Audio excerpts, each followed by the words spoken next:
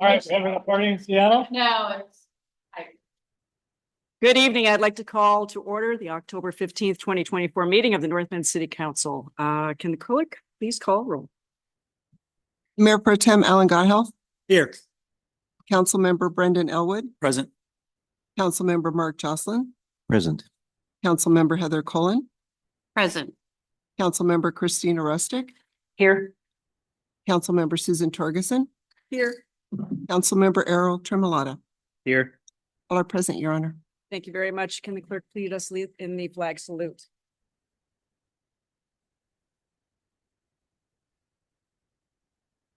To the flag of the United States of America and to the republic which stands one nation under God, indivisible, with liberty and justice for all.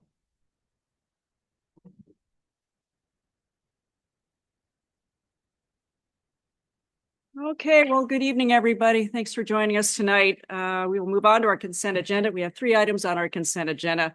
Can I get a motion? So moved. Can I get a second? Okay, motion made by Mr. Gottelf and seconded by Mr. Brendan Elwood. All in favor? Aye. Aye. Opposed.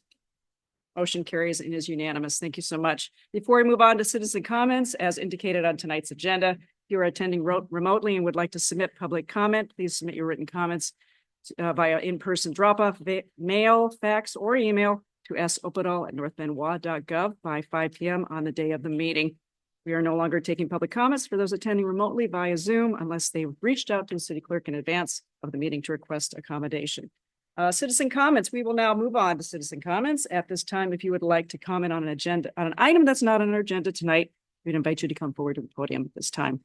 If you have requested accommodation with the city clerk and wish to speak during citizen comments, please raise your hand through the virtual platform and we'll take the comments after in-person comments. I see you're ready to rock and roll. Come on up here. I'm excited. She can hardly wait. Please remember to state your name, your address, and you have 3 minutes to speak. Come on up here. Okay. I don't think there's anyone else who wants to speak so badly than you. I know. So Deborah Landers, I'm at 14615 438th Avenue Southeast in North Bend. And I'm here representing North Bend Art and Industry. So it's been a while and I just have to say, I've missed you guys. I hope you've missed me too. We've been busy with North Bend Art and Industry. So the first thing I want to mention is we are doing our first annual art supply swap on November the 9th. It's from 10 to 2. It's free for all. So we're taking people's extra supplies of art materials that they're no longer using. We're gathering it together and we are then giving it out. So artists can come and just get free supplies to try out art that they maybe don't have the supplies or the money to try out. So it's at the Chamber of Commerce from 10 to 2 on November the 9th. That is this flyer.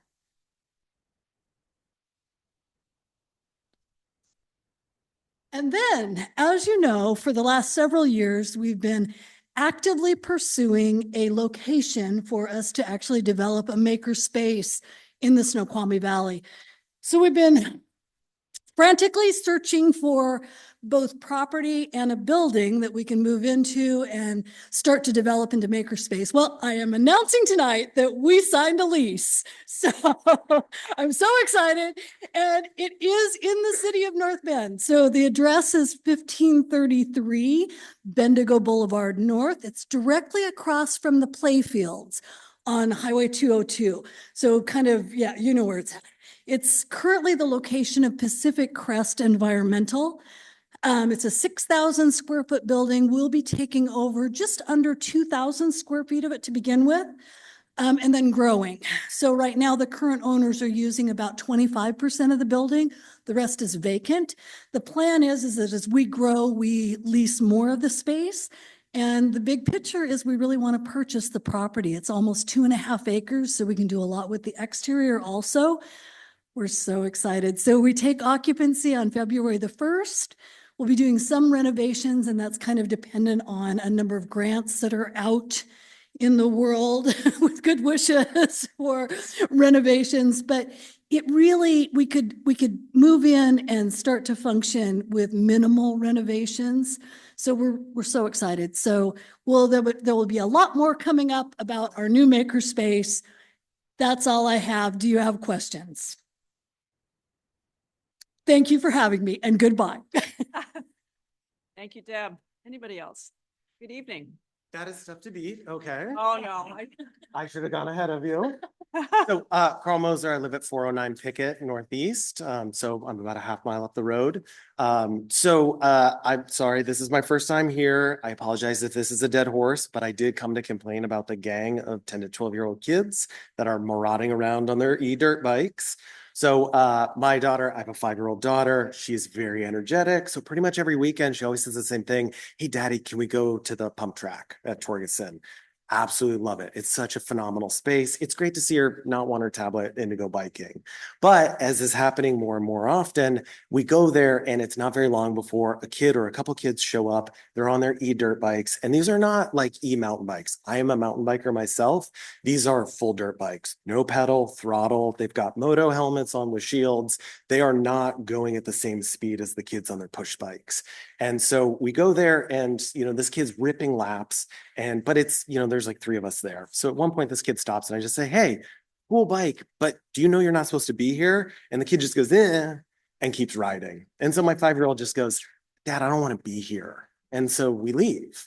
And so I go home and I tell my wife and she goes, oh my God, I'm not on Facebook. She was like, you need to go on to the North Bend Moms Facebook page. It is littered with stories like this of, these kids, you just full throttle ripping down the SVT, spooking people on horses or going around, cutting across streets. I mean, giving a 10 to 12-year-old a dirt bike, not the best idea.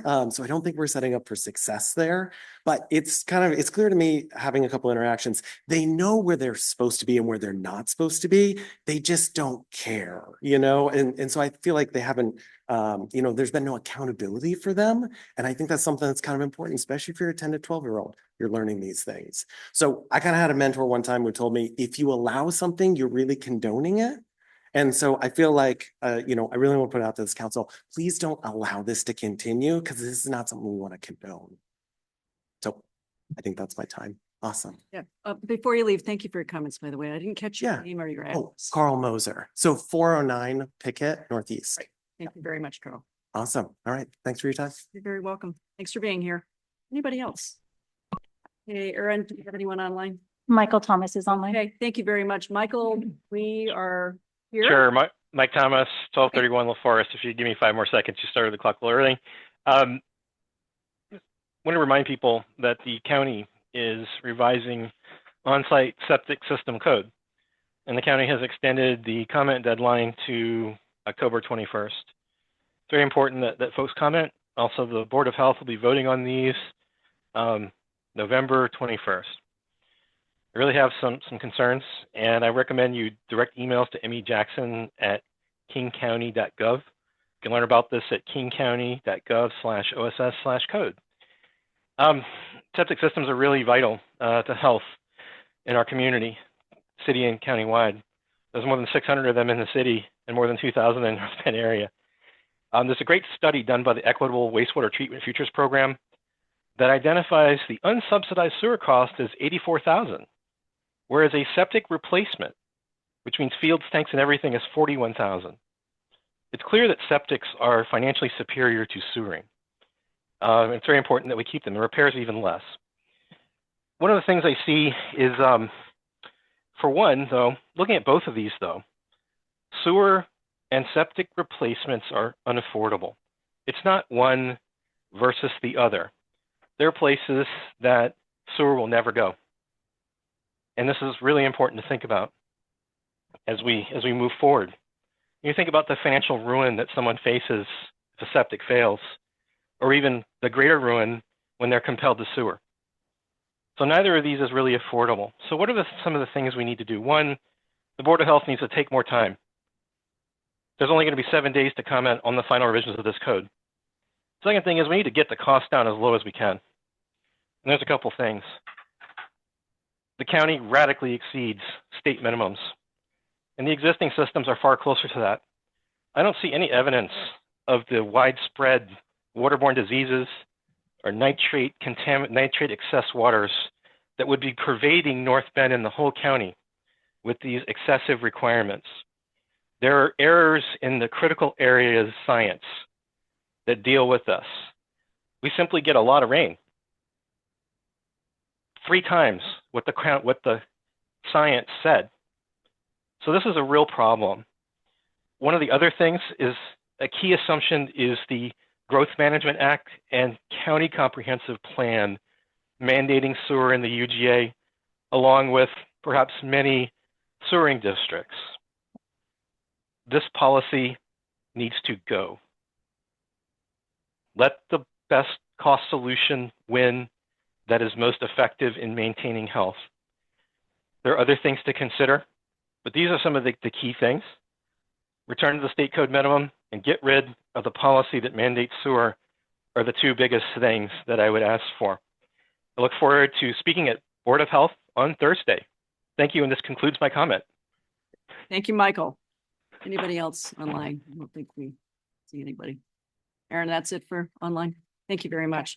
We'll now move on to commission and committee reports for Community and Economic Development. Mark, it's great to have you back. You got off a plane, but Errol stood in for you today, so thanks for that. So Errol, if you wouldn't mind, you can just lead the way. CD. Yes. So yes, CD met today at 4 p.m. in the adjournment room. We got a great update from Travis at SciView on the South Fork Park Master Plan that is still moving forward, and you can find that plan on the website. Includes a ton of great ideas for the future of that area. It's South Fork, behind the South Fork restaurant, disc golf, archery, some really great stuff. That was great to see. Reviewed a few items, including a revised ORD for adding transitional and supportive housing, professional services contract with OTAC, a motion for a contract amendment with LCD to finish up our comprehensive plan, and also received a couple updates on the 302 North Bend Way project, which is the former Chevron down the road, regarding environmental grants for soil testing, and our affordable housing project at 230 Main, which is moving forward, and gathering some good details there. Our next meeting will be in a month. Great. Thank you, Errol. Let's see, Brendan, Finance and Administration, please. Thank you, Your Honor. The Finance and Administration Committee met on October 8th, 2024 at 4 p.m. in the City Hall adjournment room. 2 items were discussed at the meeting: proposed 2025 and 2030 CIP, and the mayor's proposed 2025 and 2026 budget. Both of these items, I believe, are on tonight's agenda. Next meeting is November 12th in the adjournment room at 4 p.m. Thank you. Thank you, Brendan. Susan, you chaired while Chris was on vacation, so thank you for that. And welcome back, Chris. All right, the Public Health and Safety Committee met on October 1st. First, we had a fire update from the Deputy Chief. He provided a copy of the Fire Chief's briefing for September 2024. We learned that Duval should be joining Eastside around January 1st, adding 27 new full-time employees. King County EMS levy planning, they met to discuss potential rates and will recommend to King County. There was a wildfire deployment. Eastside sent a team of 6 to San Bernardino, California, and Eastside started entry-level firefighter interviewing process. Police updates. Chief told us that they had 2 officers hired. We discussed the homeless activity, North Bend burglaries near Tanner. We discussed the political signs that have been taken down, which is a misdemeanor. Asked the chief to do public relations on social media so people understand it's illegal. And he did that the following day, which was awesome. Also discussed that Snoqualmie has about 60% service calls and North Bend has about 40% service calls. Of those 40% service calls, North Bend has 60% of thefts. And then of the crisis intervention contacts, Snoqualmie has about 90% of the calls. Captain Horaci gave us an update on the sex offender report. We had asked about that. We only have a few low-level offenders, and he showed us how to look it up on the King County Sheriff's database. Then we discussed future agenda topics, member of understanding for the North Bend Emergency Shelter, Park and Main intersection update, how emergency communications between agencies works, and then potentially a FEMA training for council in the future. And that was it. Thank you, Susan. Heather, Transportation Public Works. Yes, Transportation and Public Works. We last met on September 24th at 4 o'clock here in council chambers. We had a short presentation and question and answers from Mal Foster Alongi for Park Street, Main Avenue intersection improvements and stakeholder outreach transportation. We next talked about resolution approving bill of sale for Alpental Logistics Commercial Development. We also talked about a resolution approving contract with Keithley Electric for generator and transfer switch for the EOC project, which is emergency operations. Sorry. We talked about an update on consultant selection for McClellan Alley project, update on citywide floodplain study, an update on city's storm drainage rate, storm drainage / flood, a motion approving professional service contract with Siteworks for the Taylor Park Gateway at Ballarat Avenue, a brief update on WSDOT's SR 18 progress, next steps and questions, and discuss lease agreement extension for North Bend Downtown Foundation to use the train depot. And that's it. Thank you, Your Honor. Thank you so much. Mr. Pro Tem Allen, work study, please. Thank you. Well, I'll go ahead and start with the special work study. We had a special work study on October 8th, 2024. We talked about capital improvement plan, and that was it. The next work study we had was on September 24th at 7 p.m. in our adjournment room. We discussed the budget workshop #1 on utilities. Great presentation by Mr. Chaw. And then we discussed the East Side Fire budget proposal, and then we adjourned. That's it. Thank you, Alan. Mike, Planning, Parks, and Economic Development. Yeah, thank you, Mayor. Thank you. Yeah, our commissions have been busy. So starting with the Planning Commission, they last met on September 18th. And they held a public hearing on the land use element and a public hearing on the housing element of our comprehensive plan. After those public hearings, they provided their recommendations of approval on both of those elements. So that's an exciting moment. Those are the last two elements of the comprehensive plan that they have reviewed. So now we're prepared to bring those forward for council consideration. Planning Commission will next meet tomorrow evening, October 16th. And they will hold a public hearing and are anticipated to make a recommendation on amendments to the city's zoning regulations pertaining to where transitional housing and permanent supportive housing are permitted and eliminating the need for a conditional use permit for those uses. That's consistent with recent state legislation concerning those uses. The Parks Commission met on September 25th and hosted an open house on the city's shoreline public access plan prepared by the city's consultant Bassett. This open house was very well attended, and we received a lot of good feedback from the public on shoreline public access planning. The Parks Commission will next meet on October 23rd, and they will discuss use of funds from their small park improvement budget for costs associated with obtaining images to place on the trash and recycling cans that will be in the downtown area. They'll also discuss the city's 2024 Arbor Day recognition, which is planned for November 1st. And from James Henderson, the Economic Development Commission report. Economic Development Commission continues to work on projects and ideas to support local businesses. The commission met on September 26th and received an overview of a draft cycling story map funded by a grant from the Port of Seattle. The purpose of this cycling story map is to highlight mountain and gravel bike trails in North Bend, promote responsible recreation in our outdoors, and encourage cyclists to visit our local businesses. The story map will be integrated into the Snoqualmie Valley Chamber of Commerce's tourism marketing and promotion efforts for the upcoming 2026 World Cup. The commission's next meeting will be on October 24th. Thank you, Mike, for that great series of reports. Alan, back to you for Eastside Fire and Rescue. Oh, thank you. Well, Eastside Fire and Rescue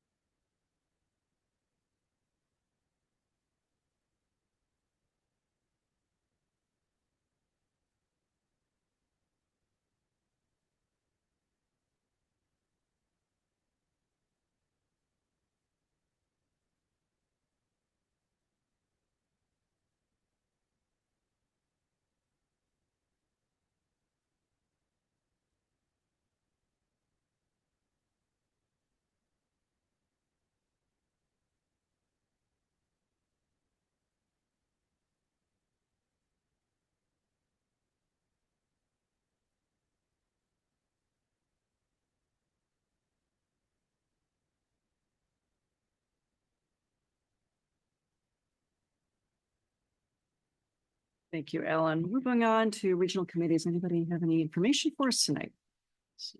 Okay, thank you, Elle. Please proceed.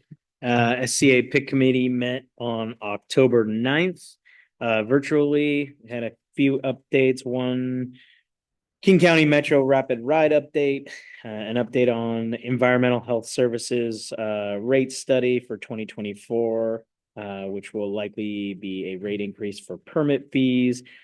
The hazardous waste management program gave a presentation, and then we had the sort of the largest portion of the meeting was the update from the King County Youth Action Plan, and that group lays out how the county should work on behalf of children, youth, and family. And they outlined their 7 focuses, which are basic needs and resources, maternal wellness, childcare, behavioral health, increased parent and family input engagement, increase youth voice, and ending youth incarceration as it currently exists. And that group is getting continued funding and moving forward with their plan into 2025. The next SCA PIC meeting will be second Wednesday in November. Thank you for that great update, Errol. Any other council members? Oh, there's your hand, Heather. King County Board of Health met on September 19th at 1 o'clock, a hybrid version. We got an update from Dr. Fazil Khan. Public health clinics budget was for 2025 was discussed. There is a general fund crisis, but care will continue with no steps blocked. Respiratory disease season is expected to be moderate through December and January. Please get a flu vaccine. They are free if inclined. And COVID vaccine as well. Those are not free any longer if you're not insured. But check out the state public health website for information on that.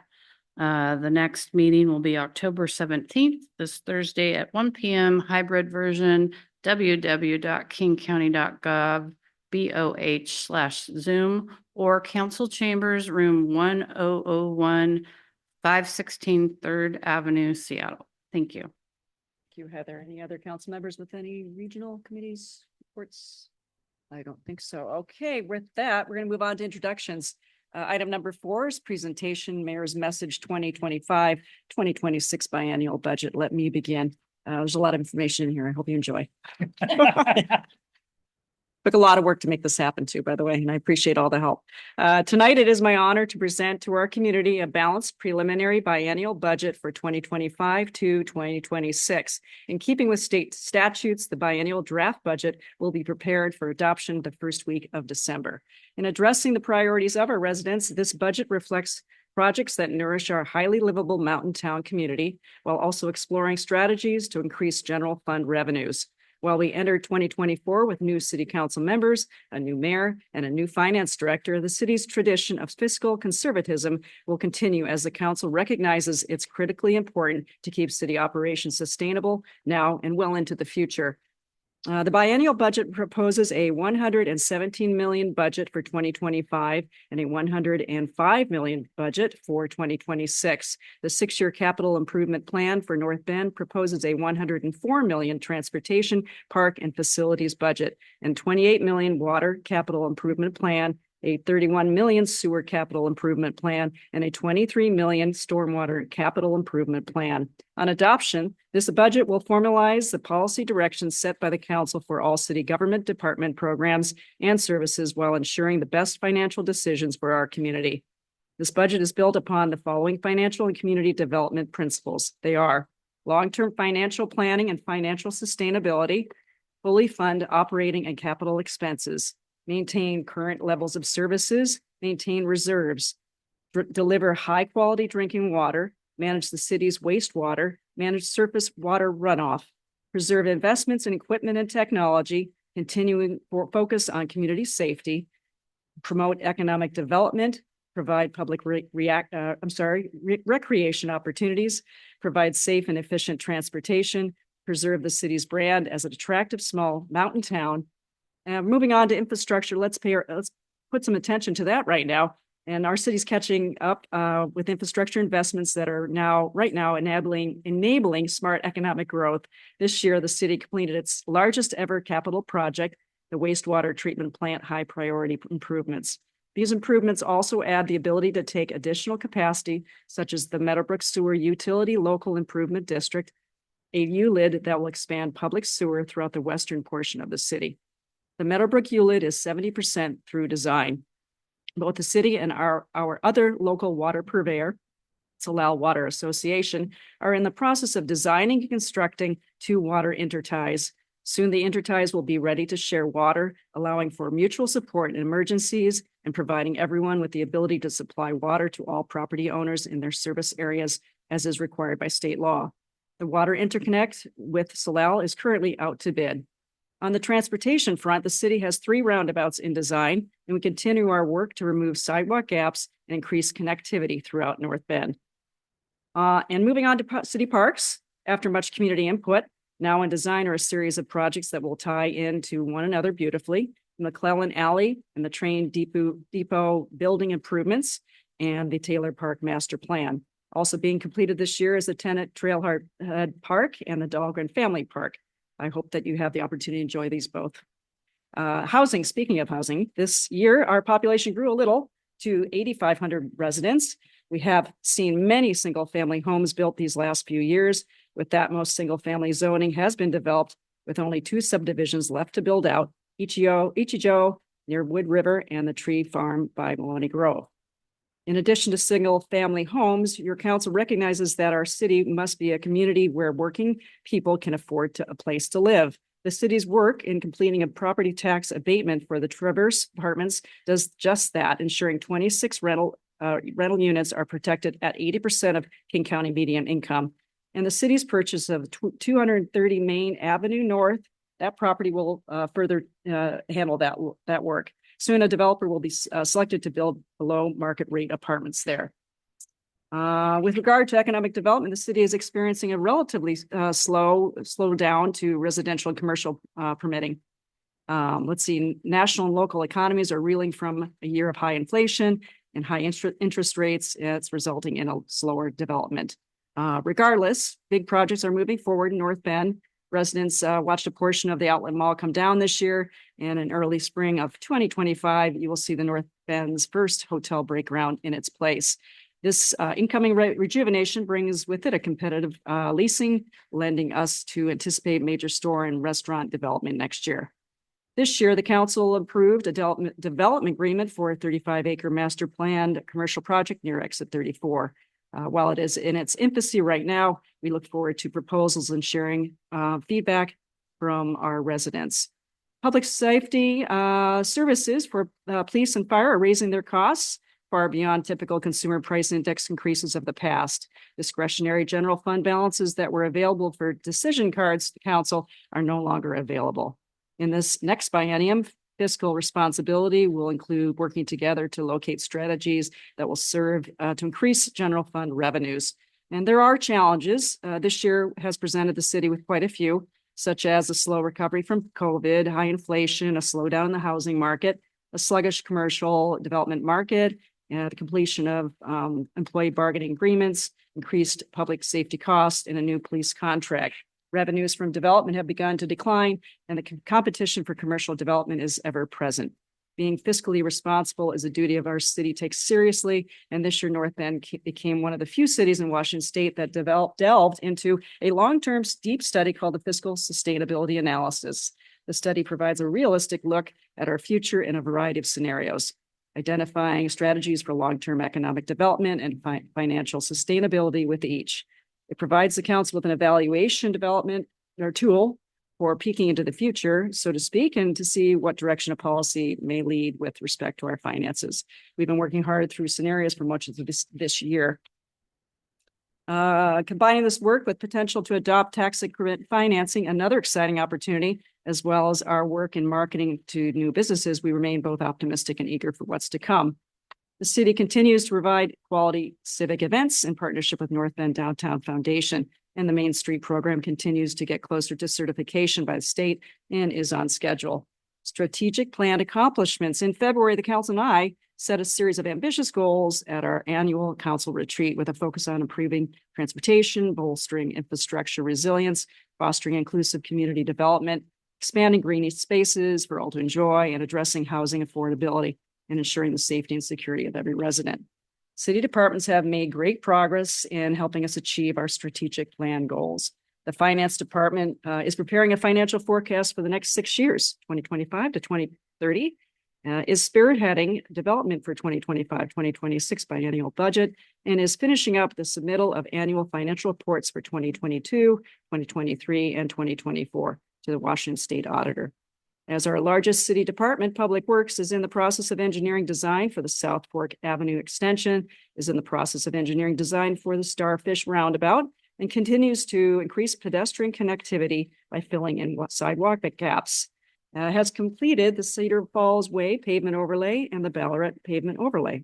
The Community and Economic Development Department is leading the development for the 230 Main Affordable Housing Project, is preparing an update for the city's comprehensive plan, is completing the development of Dahlgren Family Park, is completing the development of Tenant Trailhead Park, and is completing master plans for the Complete Streets Corridor, Taylor Park, and Riverfront Park.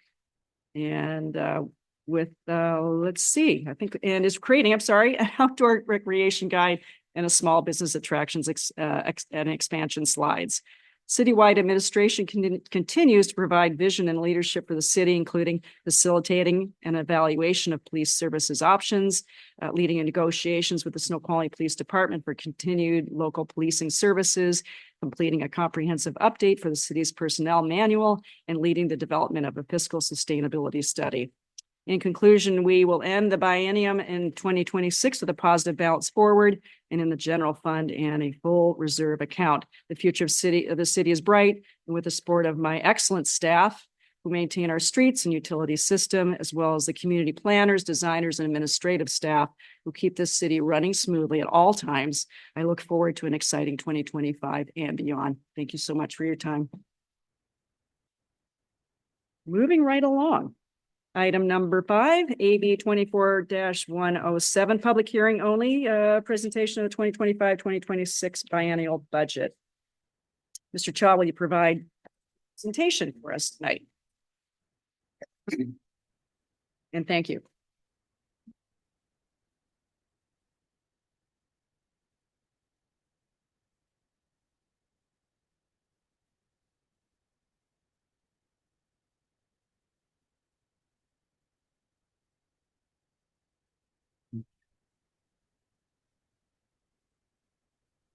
Oops, sorry, Mayor, trying to get the setup here. You're just fine, Martin.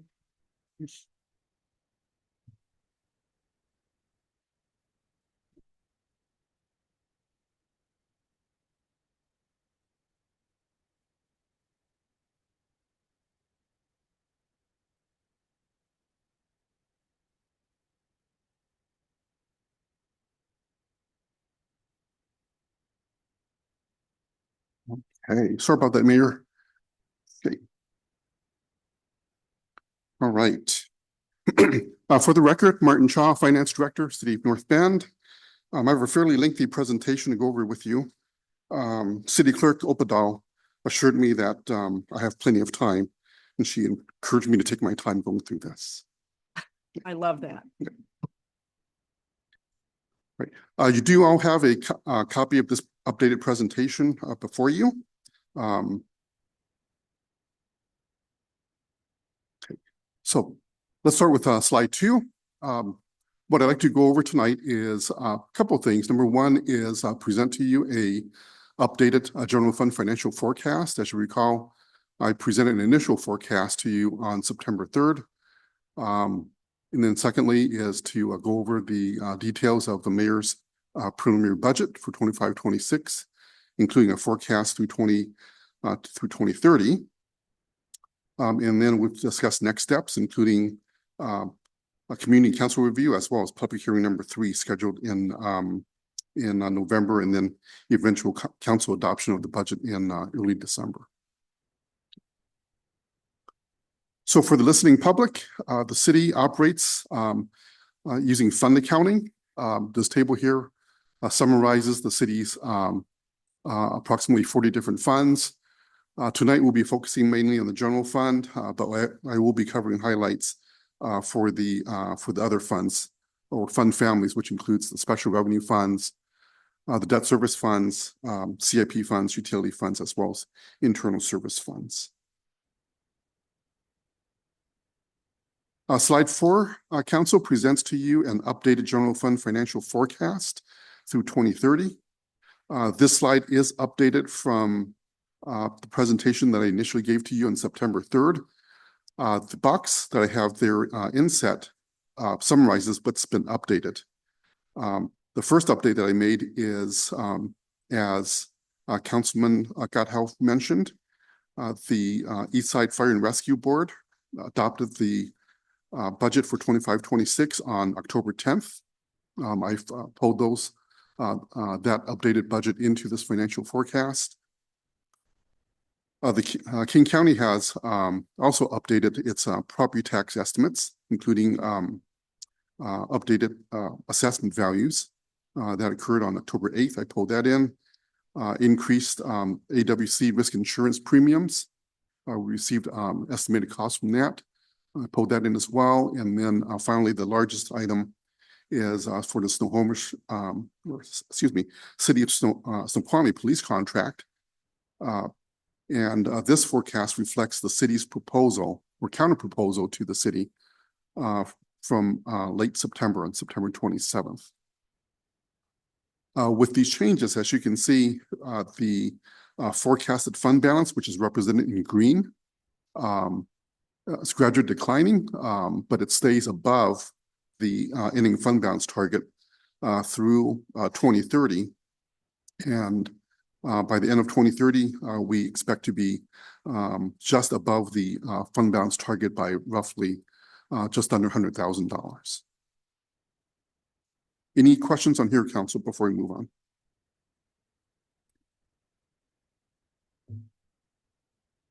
What I'd like to do now is to go over the details of how we constructed the 25-26 preliminary budget. Several things I'd like to cover. Number one, the budget development guiding principles, key assumptions used in the budget, a high-level summary, again, by each of the different fund families, and then we'll wrap up by going over the 25-26 appropriations. So for the listening public, when we prepare the city's budget, it's important to follow several guiding principles. And this table on the far left, as the mayor mentioned in her speech, several guiding principles were used in developing the budget. The first one is long-term financial planning and financial self-sustainability. What this includes is developing a budget that's really based on regional and economic trends, having a balanced budget by year, ensuring one-time revenues are aligned to one-time uses. This budget assumes no new staff or programs, nor any changes in tax rates. In terms of utility rate increases, those increases remain as previously approved by council through ordinances 1741 and 1747. And what that dictates is increase in water rates by 5.5% per year, sewer increases of 2.5% per year, and no increases for stormwater.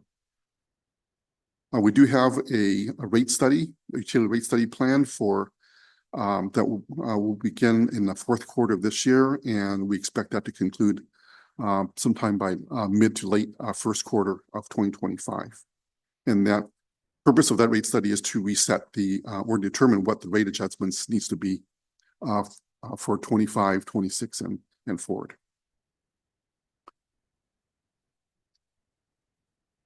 In terms of additional guiding principles, this budget fully funds operations and capital expenses, as the mayor mentioned. We maintain current levels of service, and we maintain general fund reserves as well as utility reserves. General fund reserves are targeted at 16.7% as approved by council. For utility reserves is between 45 to 90 days, consistent with industry best practice. And these reserves will help the city maintain its current AA and AA minus credit rating for general obligation bonds and utility revenue bonds, respectively. In terms of financial assumptions, I won't go over this in a whole lot of detail. These were covered with you on September 3rd. But in terms of major revenue assumptions, This budget was constructed assuming a 1% per year property tax increase, inclusive of new construction sales taxes as well as increases in general fund revenues of 3% per year, investment interest earnings, and again, no changes to city tax rates. That includes sales taxes as well as utility taxes. And on expenditure assumptions, this budget includes an assumption of 3.6% per year for salaries and wages, 6% per year for personal benefits. And again, as I mentioned, the police contract, as the city has counterproposed, East Side Fire and Rescue, as the board has adopted, and 3% per year for general inflation.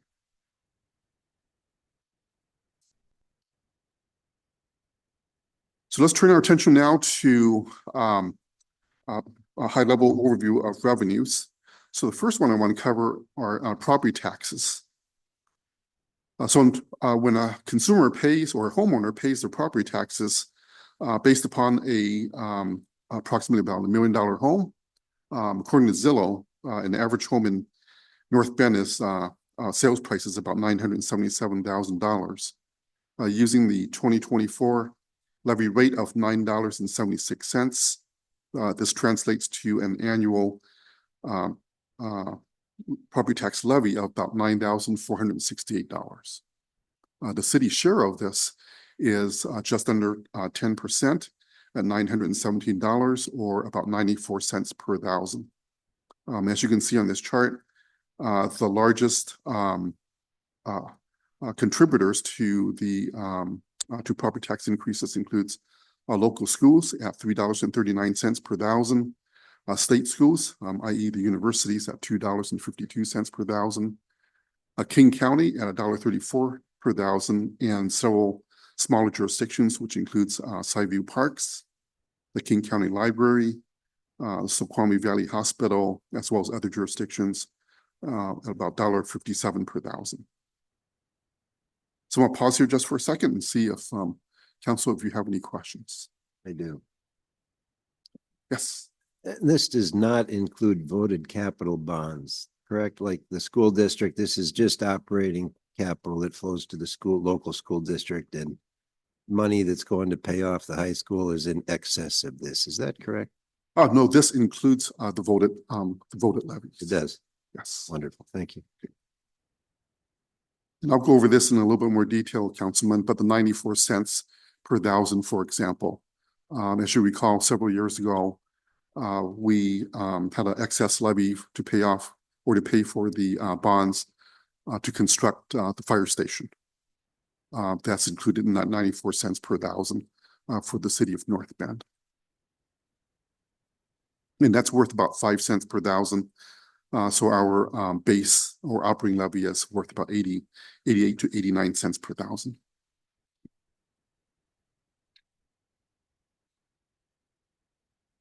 This chart here on slide 9 is the same information, but in tabular form. Again, as you can see, North Bend is in the middle there at about 10% of the annual property taxes at $917 per year. Local schools, state schools, and King County represents the lion's share at nearly 70%.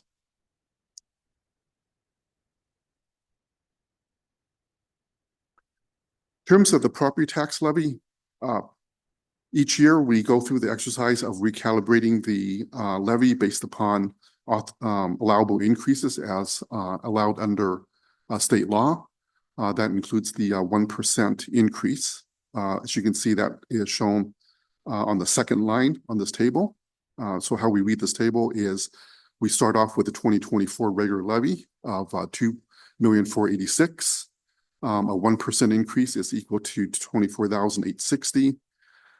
We add to that new construction, which is estimated by King County at about $38,000. Administrative adjustments of $3,440, and that brings us to the regular levy of $2.5 million. Add to that, Councilman Jocelyn, the fire station bond payments of $179,000, and that brings us up to the total levy of $2.7 million. To convert that to a levy rate, what we do is we divide that figure into the 2025 assessed valuation. During time of publication, the county was estimating that our assessed valuation was $3.092 billion. I just received an update today from King County that our AV has increased up to $3.098 billion. So a slight increase. But using the this preliminary figure, we divide that into the total levy, and we determine a levy rate of 88 cents per thousand. Translate that into against the $977,000 single family home. That translates into $863.07 for the local share. Now, the 1% increase is a policy item. That is something that the city can elect to not take. If we do not take it, but all other figures remain the same, going down the far right column, what we see is that the total 2025 levy, inclusive of the fire station bonds, drops to $2,706,393. And that figure divided into the preliminary AV from King County generates a levy rate of 87.5 cents per thousand, or an annual tax of $855 per year. That translates into approximately just under $8 a year, or about 67 cents a month for that hypothetical $977,000 single family home. So again, I'm gonna pause here just for a second, see if anyone has any questions. Yes, Councilwoman.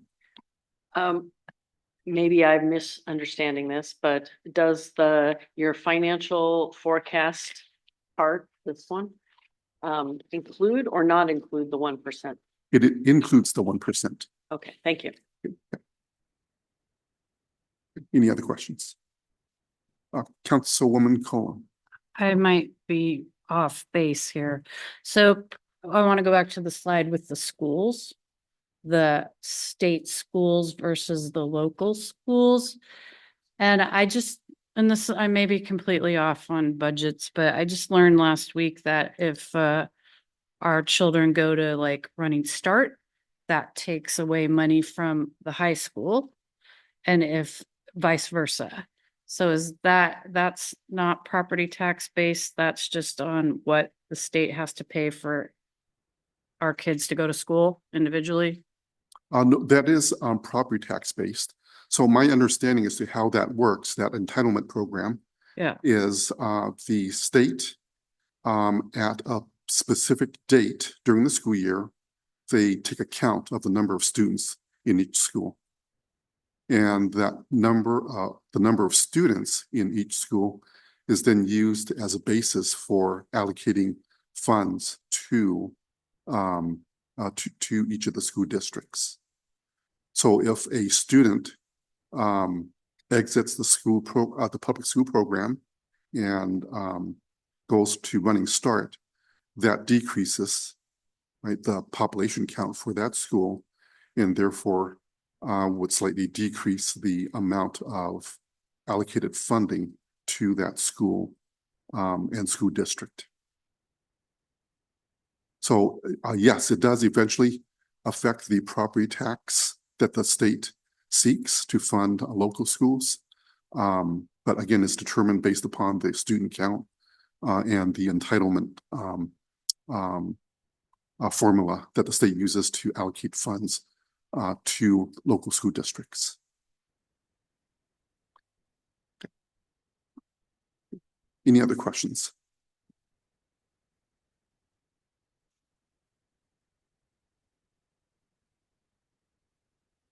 Okay, so let's talk about the 1% increase. So again, this is a policy choice for council. The council can choose, really has three options. It can choose to take the 1%. You can choose to not take the 1%, or you can choose to not take the 1%, but bank it.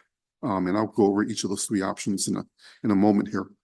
But under this chart, this illustrates the fiscal impact of not taking the 1%. So what that means is the city council would make the policy choice of not taking the 1%, and that represents a permanent loss in our property tax capacity. Right, so that blue bar represents the 2025 loss, and then the orange segment represents if the city council were to choose to not take the 1% again in 2026. The orange bar represents the permanent loss of that decision in 26, and so forth. So the cumulative value of not taking the 1% each year over the next 6 years is estimated to result in a permanent loss in our property tax capacity of just under $600,000.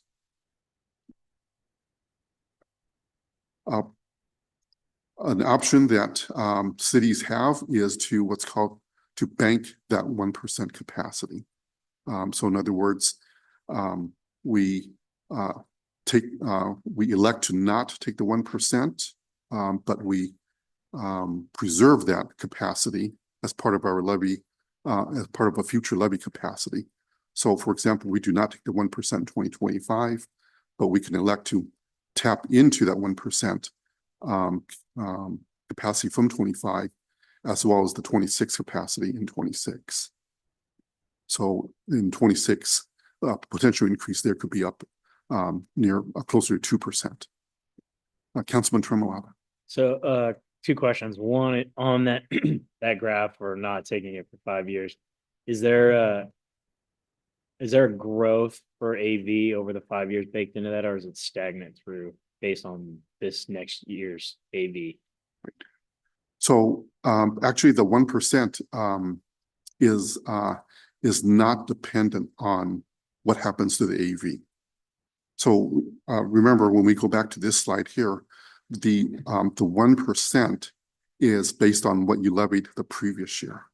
So it's independent of what's happening to AV. Right, but over 5 years, it would be each previous year that you take it or don't take it. That's right. That's So right. when you're showing those losses, Mhm. 26 is on 25, 27 is based on 26, but does 26 have an annual increase in AV baked into that? No, I do not. No, it's just taking a straight 25,000, and that's carried forward into each year. Okay, and then you answered my second question, actually. So when you bank it, it's based, regardless of when you take it forward, it's always based on the year you banked it. That's right. Yeah. Councilwoman. Just for clarification for myself and people in the public, AV is assessed value? That's correct. The assessed value is determined by King County. I believe it's a 2-year cycle. So every other year, the county goes out and reassesses the value of individual properties. Councilman Johnson. Just to be clear for our edification as well, banking it requires us to take an action that affirmatively banks that capacity. Absent action by this board, that money is not banked.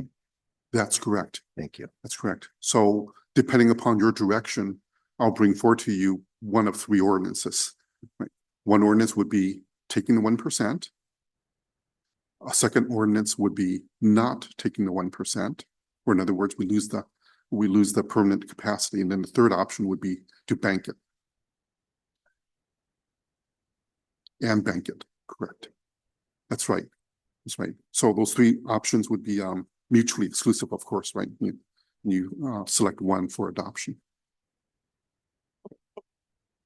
If we banked it, what is it based on? Is it based on 2024's levy, or is it based on 25's levy times 2%? Like if we banked it to next year, does that make sense?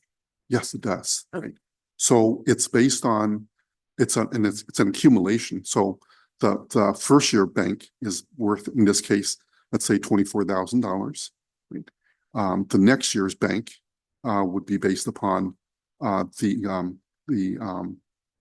if we had taken the 24,000 plus your levy, so there'll be a little bit of growth there. And then that will be the permanent loss in year 2. And then in year 3, for example, that would be based upon the additive values from year 1, year 2, and then the 1% off from year 3. So each year grows just by a tiny bit, right? So for example, you're not taking the increase in year 1 is worth 24,800. Right? Not taking the increase in year 2 is worth 24,800 plus 1%.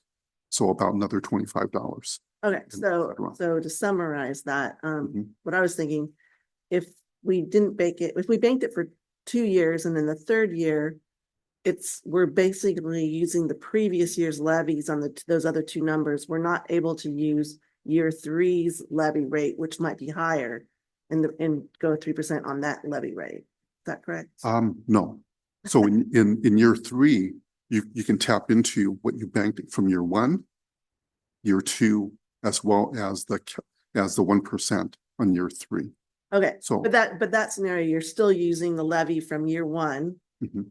You can't say, okay, I'm going to move my 1% to year 3 and do my 1% of levy for year 3 instead of using it for the original year, because the original year is a smaller levy amount.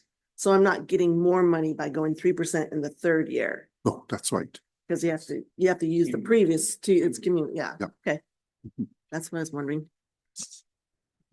Yeah, it's complicated. Many authors have written that the state of Washington has one of the most complex property tax laws in the nation, and this is one reason why. Councilman. Thank you, Martin. And we might be getting to this discussion a little bit later, but can you articulate some scenarios in which it would be in the city's best interest to bank 1 year and then take it the next year, for example? Sure. Because if we don't take it, if we don't take it, it's gone. If we bank it, it's in reserves for next year. It's using that reserves loosely. That's right. But what are the scenarios in which it would be the city's best interest to bank and then maybe collect the next following year? Sure. So again, it comes down to revenue generation for different city programs. Right? Today's city council may elect to not take the 1%, for whatever reason, and we elect to bank it.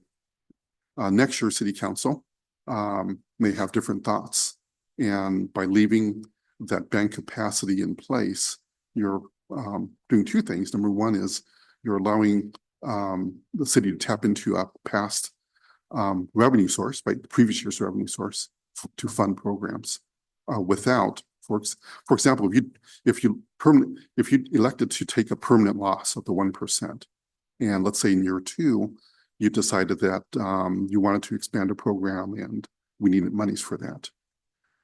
Well, now that we've permanently lost that capacity, then we need to look towards another source of revenue.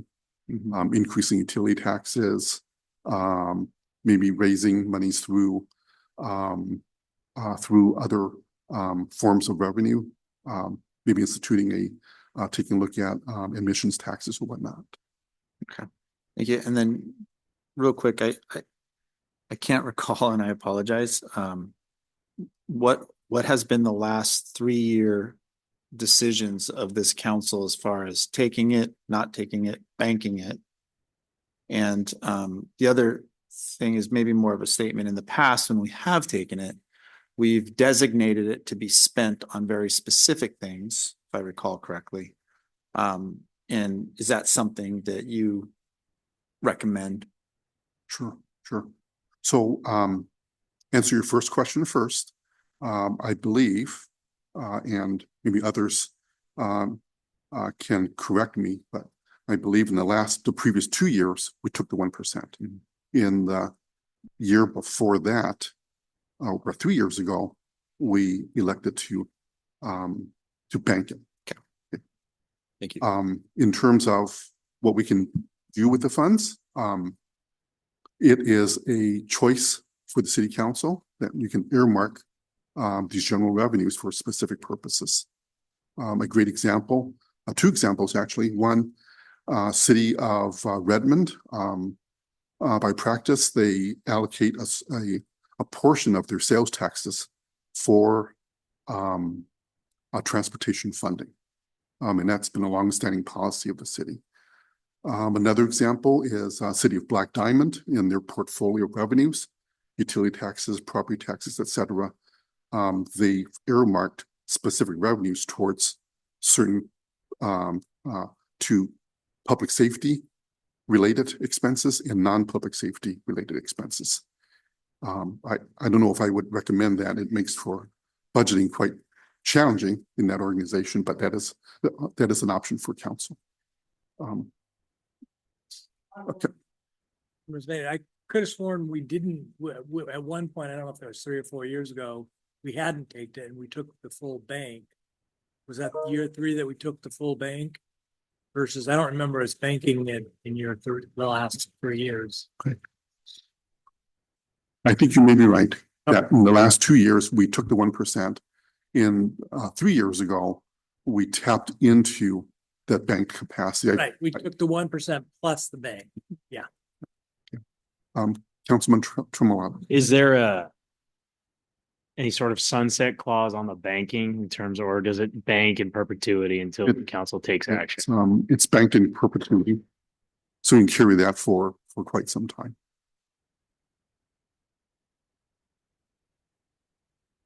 And that was something I'll share with you another example. City of Redmond, that city council banked that capacity for many, many years. You know, there was a fairly fiscally conservative city council in place. They banked that 1% for several years, and it built up a fairly large bank, if you will. And tight times came, and there was a decision that needed to be made to tap into that bank. So then the conversation was, should we tap into the capacity, and how, and by how much, right? And that decision, of course, means you know, how much revenue do we need to tap into for property taxes, but then also had a fiscal impact to the homeowner, and what was that impact? That leads to a good scenario that I think I want, because I know you mentioned it a moment ago, but just for clarity, the trapping in storing a piggy bank collection like that is that a future council could say, we're not taking anything. And all that bank capacity goes away. It's not stored infinitely, correct? No, if you elect to bank it, then you're preserving that capacity, right, for use by a future council. If you elect to not take the 1% at all, then you forego that capacity altogether. All of it. Yep, all of it. It's a permanent loss. Right. So it's not like, oh, we have 5 years of bank capacity and we decide this year we're not going to take 1% and we're not going to bank. So all those 5 years are gone in that decision. Right. So it's so let me give you a couple of scenarios. Scenario number 1, in 2025, we elect to not take the 1%. Once you make that decision, it's irrevocable, right? You couldn't go back to King County Assessor in 2026 and say, well, you know, we changed our mind. We want to tap it. We want to go back and tap into the bank. Well, the answer is going to be no. We can't do that. Second scenario, you bank 2025, but then you decide to not take the 1% in 2026. So there's a permanent loss in the 2026 capacity, but the 25 capacity remains. And that will carry over. And that would carry forward. That's right. Is there a council decision point at that point to get rid of the banking? Or is it just stored in perpetuity? It's just stored in perpetuity. Councilman Torgerson. When you bank, does the taxpayer still pay that year, but the city doesn't take it? Or how do they go back and get that money? Like, where's the money come from if they haven't taken it from the taxpayer? It isn't taken at all. So let me go back to this table here, Councilwoman. So let's say in year one, we don't take it. So there's going to be, in this case, a savings to this particular hypothetical taxpayer of about $8 a year. Right.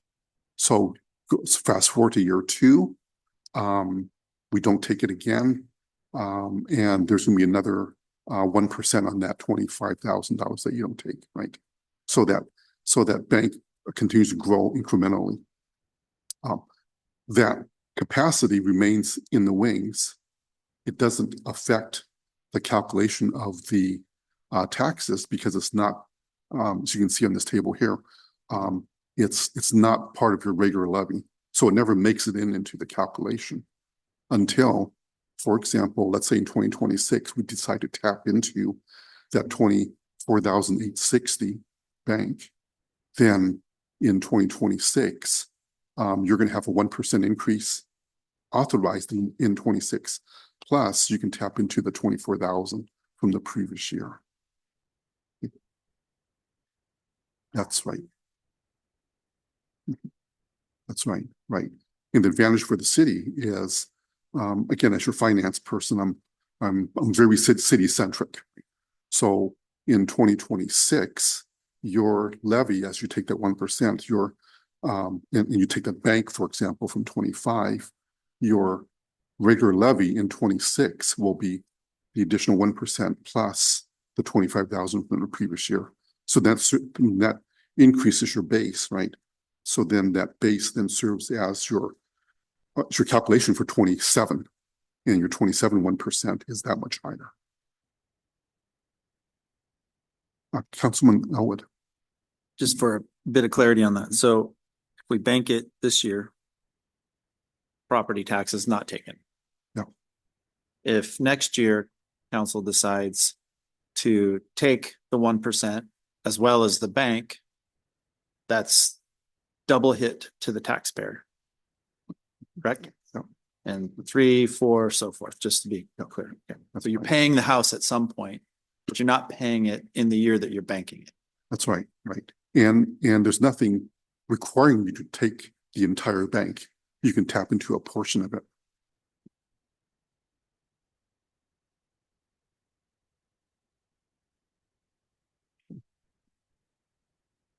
Any other questions? So let's talk a little bit about how we compare. This is a chart illustrating the levy rate for all jurisdictions in King County. This is from the King County Assessor in 2024. As you can see, this ranges from almost $2.50 for the city of Tukwila, and this includes voted levies. City of North Bend sits at 94 cents per thousand, as I presented earlier, and then it goes to a low of about, as you can see there, almost 20 cents for the city of Hunts Point. Again, the 25 levy rate won't be available until early 2025. It's important to note that the factors affecting your levy rate are other sources of revenue that's available to the city, your local assessed valuation, new construction for each jurisdiction, as well as the demands of each city's budget.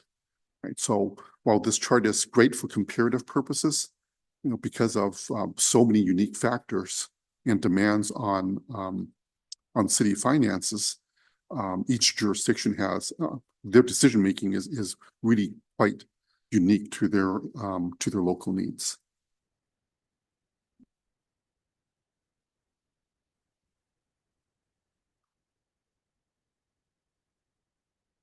Slide 13, this presents the median home values in 2024. Again, this is based upon assessed value, not market value. So the city of North Bend is assessed value, median assessed value is 897. As you can see, that goes from a low of about maybe 400,000 for the city of Skykomish to high of about 5.8 million for the city of Hunts Point. And as you can see, there's a direct inverse relationship between assessed valuation and, on the previous slide, the levy rate, right? So you higher your assessed valuation for your community, the lower your levy rate, simply because of the effectiveness of or the efficiency in which the AV is used to generate funds for city operations. Yes. So when we were talking about the proportion of property taxes, where it goes, we were referencing 977, a Zillow stat. Yes, And here we're talking about assessed value stat. that's correct. So is there a rationale for why we're looking at two different assessments or estimates? Sure. It's Simplicity? simplicity, and I didn't have time to Okay. look up Zillow prices for 39 communities. Thank you.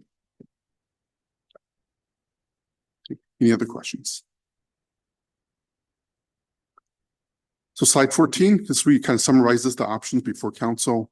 In terms of the 1% increase, option number one, approve the 1%. Again, that's built into the financial forecast that I presented several slides earlier. Generates about $25,000 in terms of incremental city tax revenue, equals about $8 a year for a $977,000 home. Option two, do not approve the 1%. And option three is to bank the 1%. Staff's recommendation, again, I'm very city-centric. Options 1, 3, and 2 would be my recommendation in that order. Any questions on this before we move on to a different topic?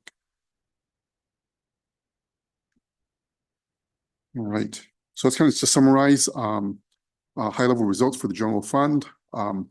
Again, for the general fund, we're maintaining current levels of service. We have sufficient funding through the 2030 planning period.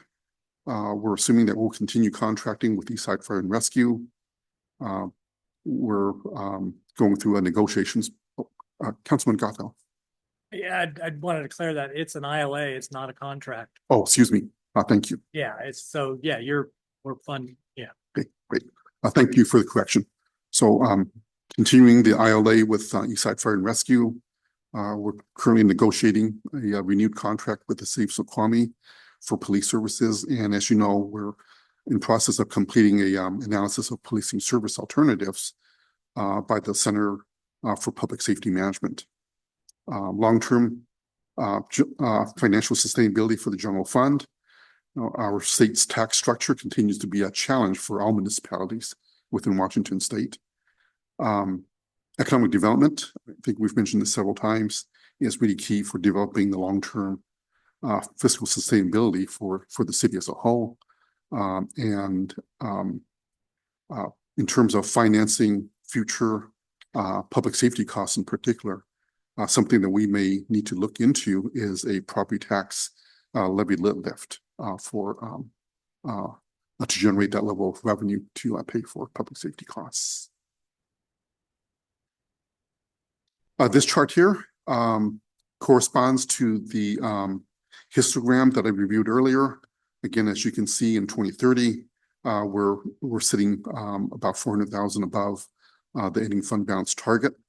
And if you were to compare this chart against the copy that you have in your packets, you notice that in 2030, that ending fund balance figure is roughly 70,000 higher than what the original forecast was. And again, that reflects all the little movements from the risk management cost increase, the adjusted property tax figures from King County, as well as the savings from Eastside Fire and Rescue with the adopted 25-26 budget.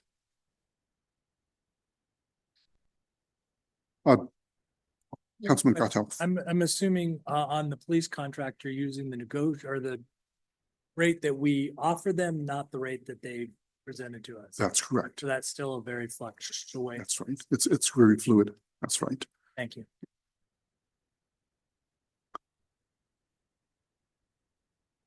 Chart 17, during one of our study sessions, I believe Councilman Gotthealth, you asked, hey, how much have we spent historically in public safety costs? This chart here summarizes what we've paid to the city of Snoqualmie for police services in 24, and then what we're assuming for 25 forward for Eastside Fire and Rescue. These figures have been updated. Councilmember Gotthealth for the EFOR Board of Directors budget adoption for 25-26. What we're assuming for the jail contract for the prosecutors as well as for public defense services. Any questions on this?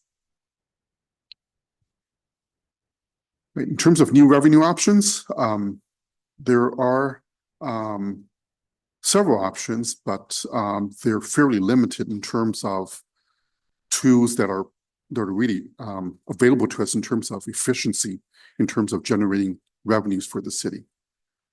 So let's start off with sales taxes. In terms of the current rate, we're assessing the maximum 1%.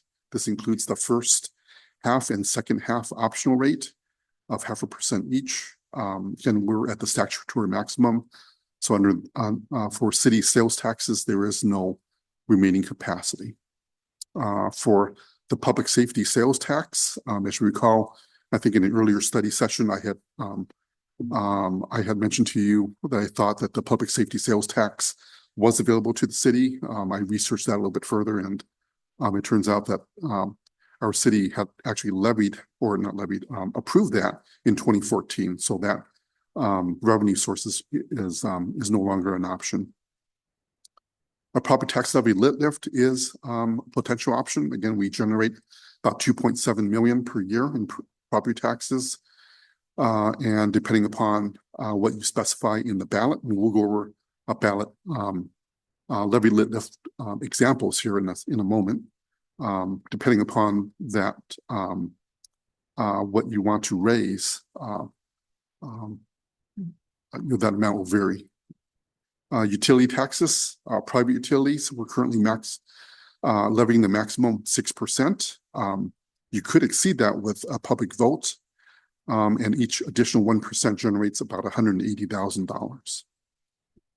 And then for public utilities, we're currently levying 6% on water and sewer only, and each additional 1% generates about $70,000. Councilman Tremolata. The public safety sales tax 0.1%, you said was 2014? Yes. And does that expire or need renewal or? No, that's in perpetuity. Yes, Councilman. Do you happen to know for a property tax levy lid lift, what the margin of voter approval needs to be? Is it like a super majority, a simple majority? I believe it's a simple majority.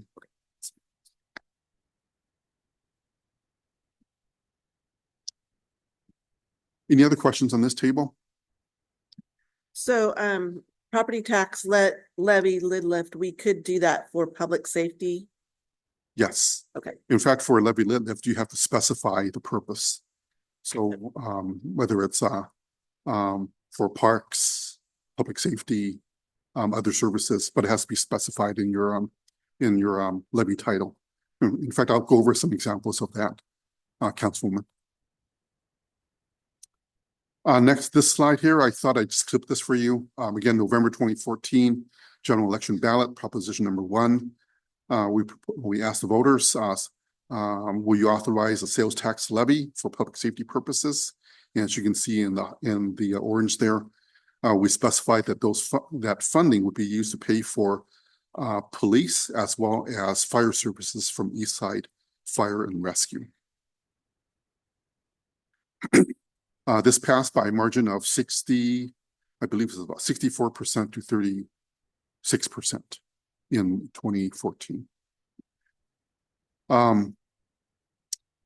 At the time when that levy or that ballot measure was approved, the cost for fire and police services at that time was worth about $2.3 million a year combined. So 940,000 for fire services and 1.4 million for policing services. Councilman. You know, when we annexed the portion of the east side of the city? I do not. I can, Are you talking the Tanner annexation, Yes, 2009? 2009. Okay, thank you. so in 2015, 2.3 million for fire and police services. In 2025, you fast forward 10 years, City of Snoqualmie is proposing 4.1 million and Eastside Fire and Rescue adopted 1.7 million. Again, our counter proposal for 2025 is 2.8 million. When we take a look at what that means in terms of the dollar change between 2015 and 2025, Eastside Fire and Rescue costs increased by 85% or an average of 6.4%. The acronym CAGR is a compounded annual growth rate. Police services under the City of Snoqualmie proposal is 185% higher than what they were charging us in 2015, averaging out to about 11% per year. And under our counter proposal, it's averaging out to 7.1% per year.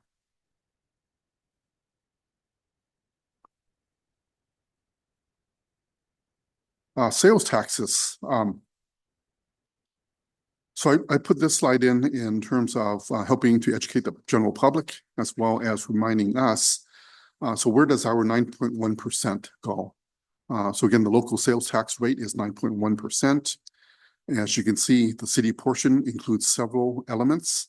The basic first and second half of one, which totals up to 1%. And then there are several additional segments. The public safety sales tax, as we just discussed, that was approved in November 2014. The transportation benefit district, 0.2%, was initially approved in 2011 and then renewed in 2021. And then the affordable housing sales tax segment, which was approved in 2020 by the city council. We also have a portion that generates funds for King County. And as you can see, that totals up to 1.2%. And for the state, net funds schools as well as state government of 6.5%. And when you add up all those different segments, it comes up to 9.1%.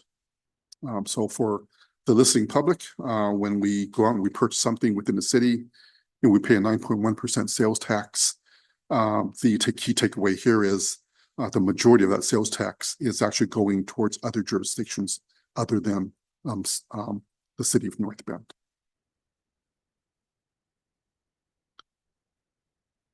So let's talk about a property tax levy lit lift.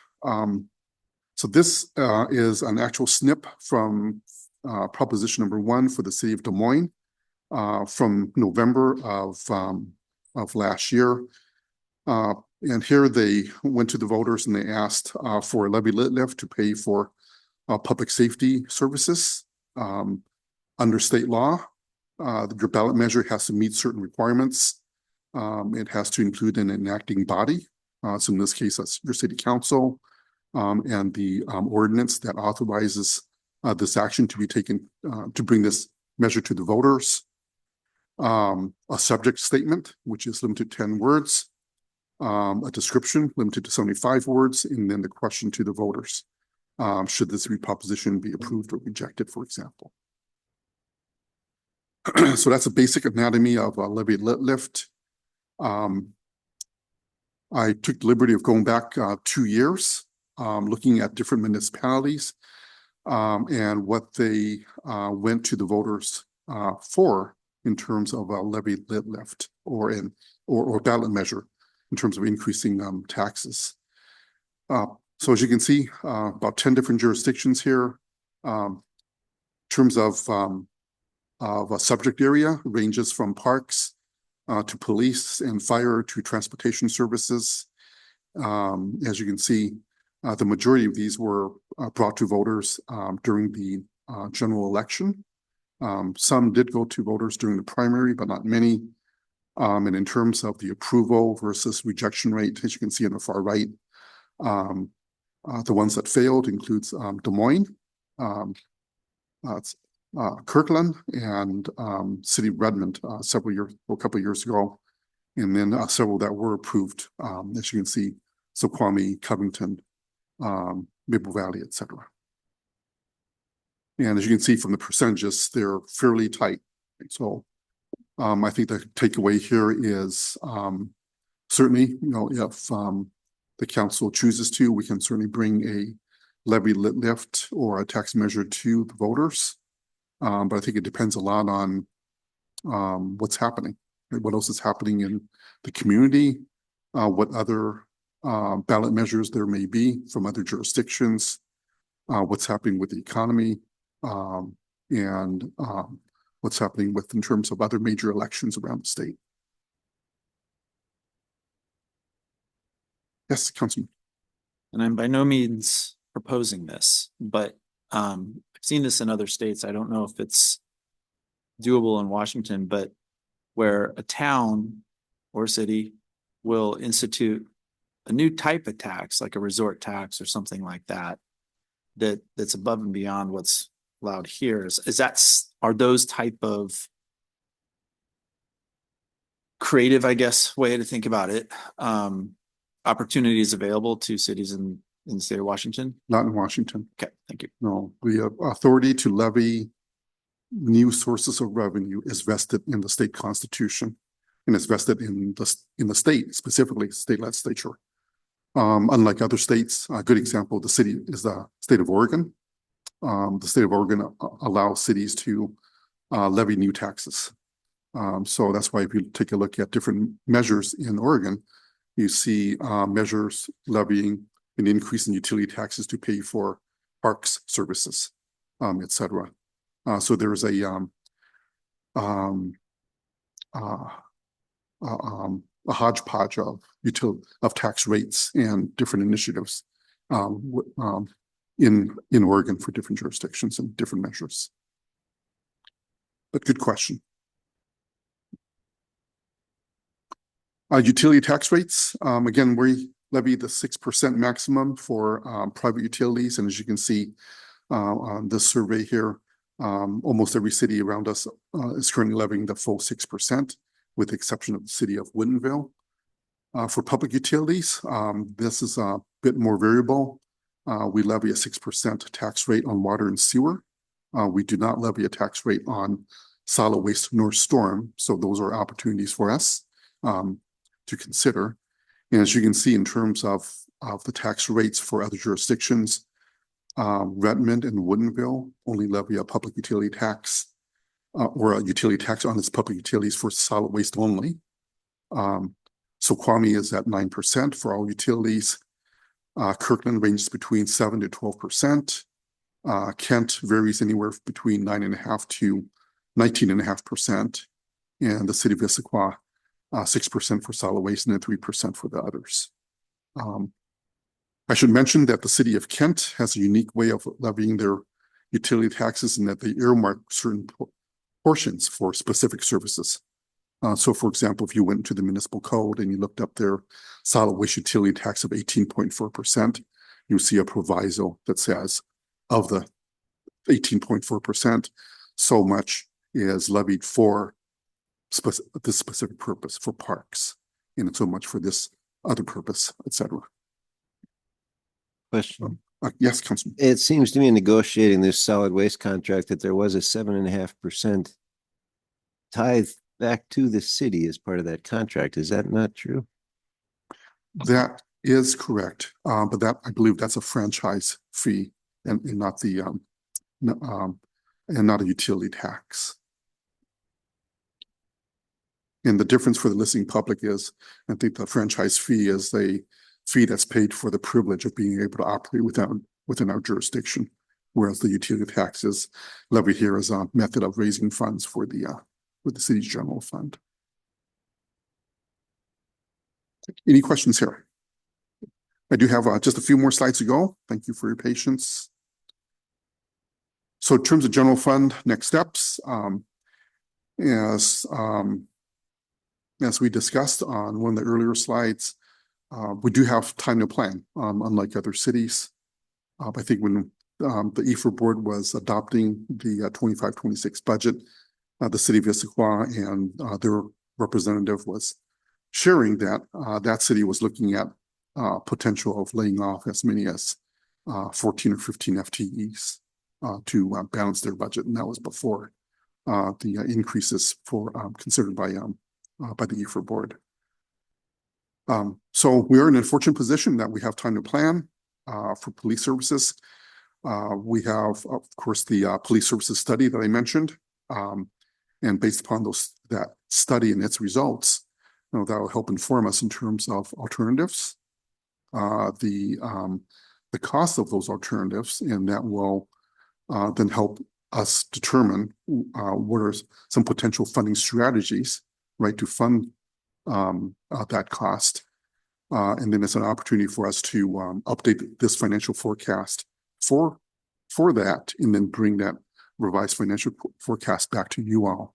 And then we have a policy discussion about how to pay for police services going forward with whichever alternative we select.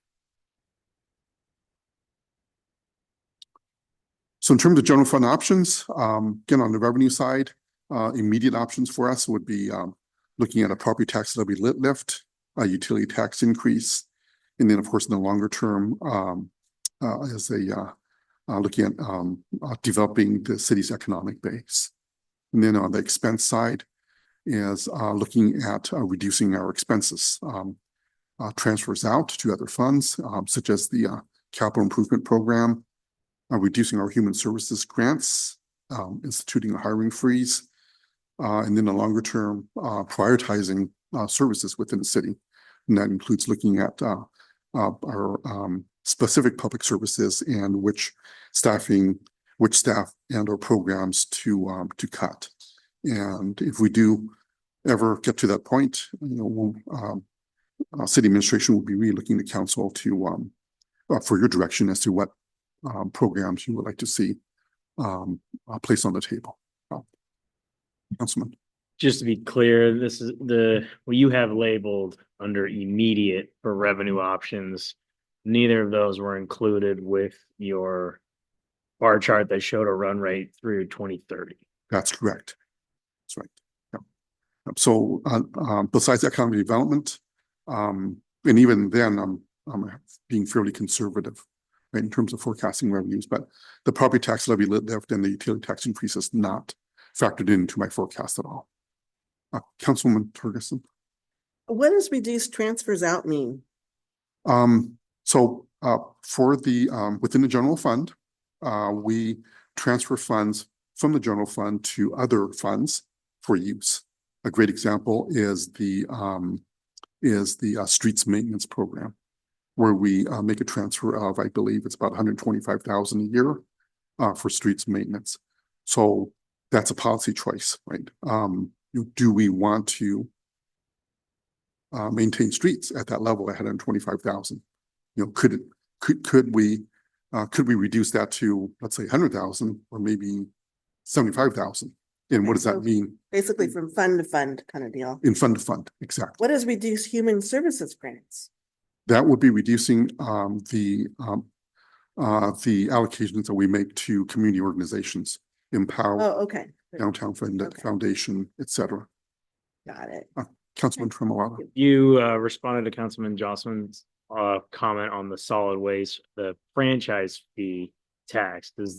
For franchise fees, does that just go to the general fund, or does that have to go to a specific That fund in goes, which it's getting collected? if I recall correctly, that goes into the solid waste fund. And so if we were collecting franchise fees for other utilities, where they would go within that fund specifically? They would go into a dedicated fund, that's right. And But have the solid- we, in terms of revenue options, are we collecting franchise fees across all opportunities? No, the solid waste utility is the only one. There are some cities that would levy a franchise fee, for example, on cable television services. I don't think we have that. What about water purveyors? I'm sorry, Water purveyors like Solal? water purveyors, I see very few of that. It's mainly utility taxes is the primary funding mechanism used by other cities. Great question. Any other questions?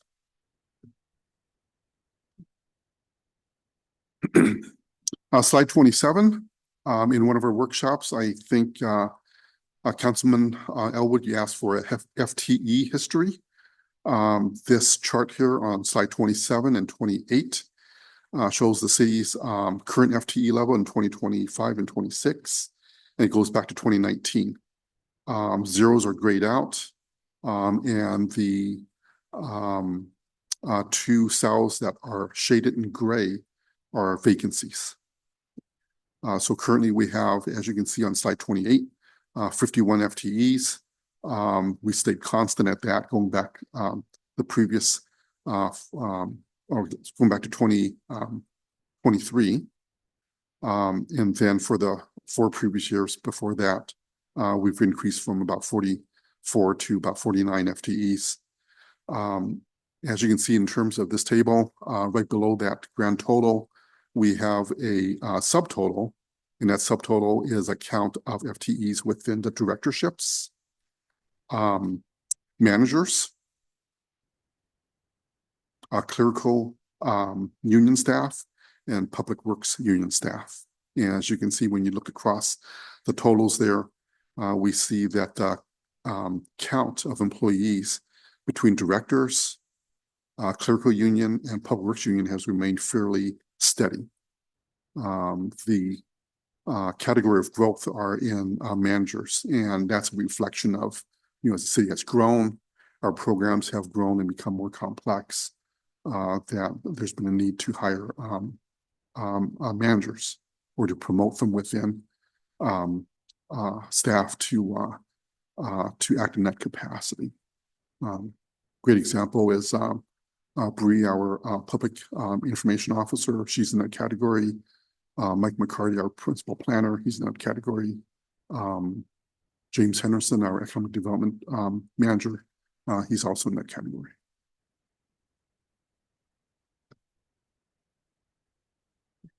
Top line results from other funds, our special revenue funds. All funds totals about 36 million. The largest funds here includes our street operations and maintenance programs, our impact fees and transportation benefit district program. And the funding sources for this includes the 0.2% sales tax, and that funds our transportation benefit district program. State motor vehicle fuel taxes funds our streets O&M and impact fees. Again, that's on new development or new construction. Debt service funds totals about 1.5 million. And this represents our legal obligations to fund our debt service payments. And again, that's critical to meet and maintain our city's current credit rating. In this financial forecast through 2030, no new general obligation or revenue debt is identified. Utility funds totals about 61 million. As you recall, when we went over this during one of our work studies, this includes water, sewer, storm, and solid waste. This also includes the CIP portion of each of those programs. And again, the rate increases for this includes 5.5% for water, 2.5% for sewer, none for storm, and inflation only for solid waste. Internal service funds, these are funds created to provide services to other city departments. And this includes, for example, our equipment, i.e. our vehicles, as well as our technology, the computers, the AV system in this room. And these are all supported through transfers from other funds into the internal service funds to pay for these services. And then capital funds, this includes the municipal CIP, as well as the real estate excise tax capital program. Again, we went over the details of this during work study, and this includes funding for various traffic safety, pedestrian safety, as well as parks programs. Slide 31, this chart here is updated. This reflects the proposed appropriations for 2025. For the listening public, how you read this is on the far left are our funds, and then within the general fund, these are the individual departments. And then within the inter funds, I have the interfund transfers outlined there. And then we have the beginning fund balance plus revenues. Those serve as our sources. And then our uses represents our appropriations or operating expenses, as well as ending fund balance. And of course, we're required to have a balanced budget. So our total sources equals our total uses. About $117 million budget in 25. And then on slide 32, $105 million balanced budget for 2026. So to pull full circle, again, as you recall, we started off tonight talking about guiding principles. The proposed budget that we have before you is designed to meet those guiding principles in terms of long-term financial sustainability, fully funding our operations and capital program, maintaining our current levels of service, and that includes no new FTEs, nor new programs, maintaining our general fund reserves, maintaining utility reserves, and maintaining our credit rating for the investment community. In terms of next steps, again, on the far left, these are the workshops and discussions that we've completed. September 3rd, we had a preliminary presentation of the financial forecast. September 24th, we had a discussion of utility operations and CIP. October 8th, we had a discussion of the preliminary general government CIP. And then tonight is reviewing the preliminary budget from the mayor again.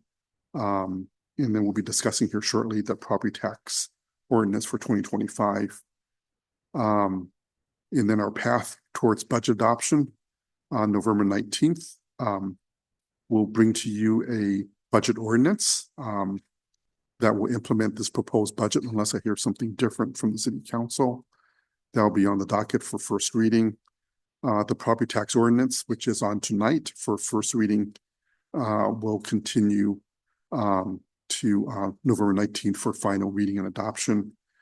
And then on December 3rd, we'll have our final reading for the budget ordinance, and then council adoption scheduled for that evening. And then again, as I mentioned earlier, utility rates.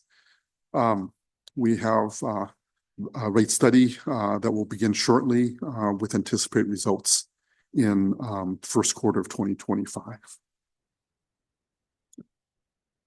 Anyway, that concludes my presentation. The city clerk has an electronic copy of this updated presentation, and she include this as part of the formal packet for the listening public. Thank you, Martin, for your excellent and thorough presentation. Are there any remaining clarifying questions from council at this point? Looks like we've exhausted everything. And thank you, council, for your excellent, thoughtful questions, I might add. We will now move on to public hearing. Public hearing on the 2025-2026 biennial budget is now open. I see no one in the audience currently. Is there anyone online, Erin? Not at this time. Okay, this might very well be the quickest. Sorry, Michael Thomas just. Oh, is he? Yeah. Pardon me, Michael. Take it away. Michael, are you there? I'm here. Sorry, it takes a little time to unmute. Mike Thomas, 1231 La Forest. Okay. Hey, thank you for the excellent presentation. As always, I'm really for lower taxes and not increasing them. You know, I would hope that we would not bank and not raise our property taxes. I'm concerned about things like increasing solid waste taxes. Certainly citizens are already suffering. Is a concern that I would have, and I'm particularly not too enthused about levy lid lifts. Certainly the state constitution and the compromise given there, seems to be constantly being abused. I did actually have an interesting question. And if council would ask Mr. Chan or Chow, I'm sorry, about this, it would be interesting. Initiative 2117, which is the Climate Act. It occurs to me the price of energy isn't everything. Is there any analysis that would state, how much of our city budget is spent on energy, and how much of that would change with the repeal of the CCA? When I look at the price of fuel and energy, there's certainly a lot of that that's CCA related. And also a related question to the CCA, again, if council would leave to ask, does the city receive any CCA incentives? So anyway, with that, I guess really an open variable is going to be what happens to the CCA. And I think that's a very interesting wild card that may radically affect budget for all Washingtonians, given the price of energies and everything. This includes my comment, and thank you for allowing me to comment. Thank you, Michael. Anybody else, Aaron? Online? Not at this time. Thank you very much. Public hearing for the 2025-2026 biennial budget is now closed. Item number 6, AB 24-108, public hearing, ordinance setting 2025 property tax levy. Mr. Chaw, will you please provide this report? Yes, for the record, Martin Shaw again, Finance. This is the agenda bill that implements the 2025 property tax regular levy. This is consistent with the figures that I had included in the financial forecast that I just completed sharing with you. This includes the 1% increase as we discussed, as well as new construction improvements of $38,077 and administrative adjustments of $3,440, increasing our regular levy to $2,552,378. And then added to that would be the voter approved excess levy for retirement of the fire station bonds of an additional $178,875, bringing our 2025 levy to $2,731,253. Again, there's no action expected tonight. This is for public hearing only, and then we would bring this back for council discussion and adoption at the next meeting. And again, we have 3 options before council. It's taking the 1%, do not take the 1%, or we bank the 1%. And depending upon your direction, I can certainly bring all 3 versions to you at the next meeting, and then again, a deliberation and an adoption of the option that you so choose. But I'll stand by for your direction as to whether to bring those other 2 options to you, or if you prefer to just stay with this option. Yeah, any clarifying questions, Bruna? So are you asking, because in the introduction here, there's just 2 options, unless I'm not seeing the third. Are you suggesting to only consider these 2? No, it's thank you for bringing that up, Councilman. There really should be a third alternative, which would be to bank the 1%. Okay. So thank you for that clarification. Okay. And staff's recommendation, of course, is to include the 1%. But again, I will stand ready to act as you please. Any other questions from council? Clarifying questions? No, seeing none. Thank you, Martin, for that excellent report. We will now move on to the public hearing. Public hearing on the ordinance setting the 2025 property tax levy is now open. Do we have anybody online? No? Okay. Oh, let there be light. Hallelujah. Michael Thomas. Thank you, Michael. You're on. Sure. Hey, Mike Thomas here, 1231. Obviously, my remarks are very much the same. I hope that would not increase property taxes and not bank otherwise. I think we need to contain costs as much as possible, look for additional cost savings, and frankly, wait for the outcome of Initiative 2117, given the energy costs. I think there is a tremendous optimization possible by voting for I-2117. I think it's a huge wild card in terms of it altering the face of economics in Washington. Thank you. Thank you. Councilmember Elwood, would you please make the motion?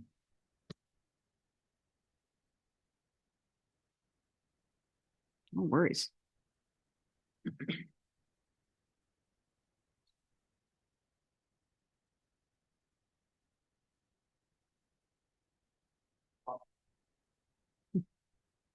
No worries. There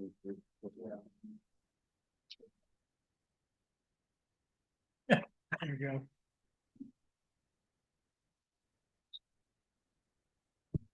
Didn't mean to catch you off guard there.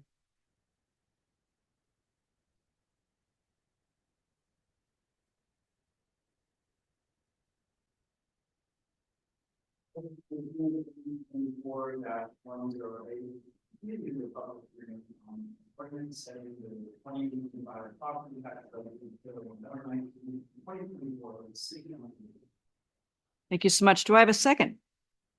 Second. Okay, motion made by Mr. Elwood and seconded by Mr. Gothelf. Mr. Elwood, do you have any comments? No.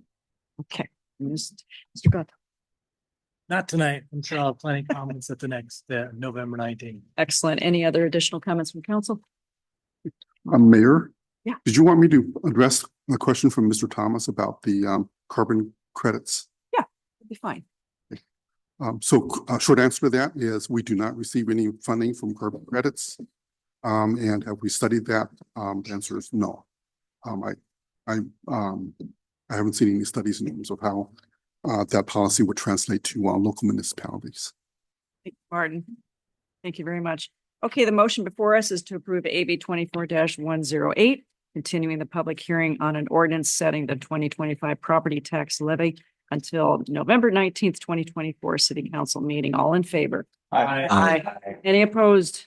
Motion passes unanimously. Thank you, everybody. Moving right along to item number 7, AB 24-109, resolution approving 6-year capital improvement plan 2025-2030. Mr. Regos, would you provide this report, please? Thank you, Mayor. Good evening, council. Page 49 in your packet. We also have a CIP table and a CIP map and a CIP project narrative on these projects to be done over the next 6 years. There's approximately $193 million in our capital improvement plan, of which $55 million is paid for out of local funds. The significant portion of this is through grant funds. The cadence for the CIP is every 2 years, and there's nice synergy with the 2-year budget. So Martin and I have been working closely on this together, and also this has been brought to Transportation and Public Works Committee once or twice over the last few months. And there's been a work study or two on some of the transportation and water sewer projects. So none of this should be new information to you. Some of just a quick recap of some of these projects that we have coming up in transportation is the South Fork Avenue extension. We have 3 roundabouts. We have the McClellan Alley improvements. We have a whole host of sidewalk gap projects for storm drainage. We have Silver Creek culverts. We have a downtown storm drainage collection and conveyance system in the 5th and 6th Street neighborhoods. Moving over to water, we have a mitigation intertie with Salal that I'll talk about here in a second. We also have an intertie with City of Snoqualmie so we can sell each other water. There's a lot of AC water main replacements. Moving over to sewer, one of our largest capital projects is sewering Silver Creek. So that's from 6th Street to 12th Street and Ballarat to Pickett Avenue. There's also a sewer lift station that needs to be improved and some replacement of sewer force main. Some of our parks capital projects include trails at Meadowbrook Park, some playground expansions at some of the existing parks. We have Taylor Park downtown, Taylor Park Gateway, Train Depot. We have some batting cages at Torgerson Park. So those are just some of the many projects that we have coming up over the next 6 years. And We'll look forward to your adoption and approval tonight. Happy to answer any questions. Thank you, Mr. Regos. Any clarifying questions from council? Nope. Nope. Okay. All right, nobody in the house, anybody online? Michael's still online? Michael Thomas. Okay. Is he in hand up? Go ahead, Okay, Michael. Yep. Hey, thanks a lot. Mike Thomas, 1231 La Forest SC. Yes, I'm the glutton tonight. Just wanted to comment. I noticed the National Guard extension is still on there, and also the text in the packet doesn't match the spreadsheet. So please caution on that. Y'all renamed it something else, which was the extension for the 35-acre parcel.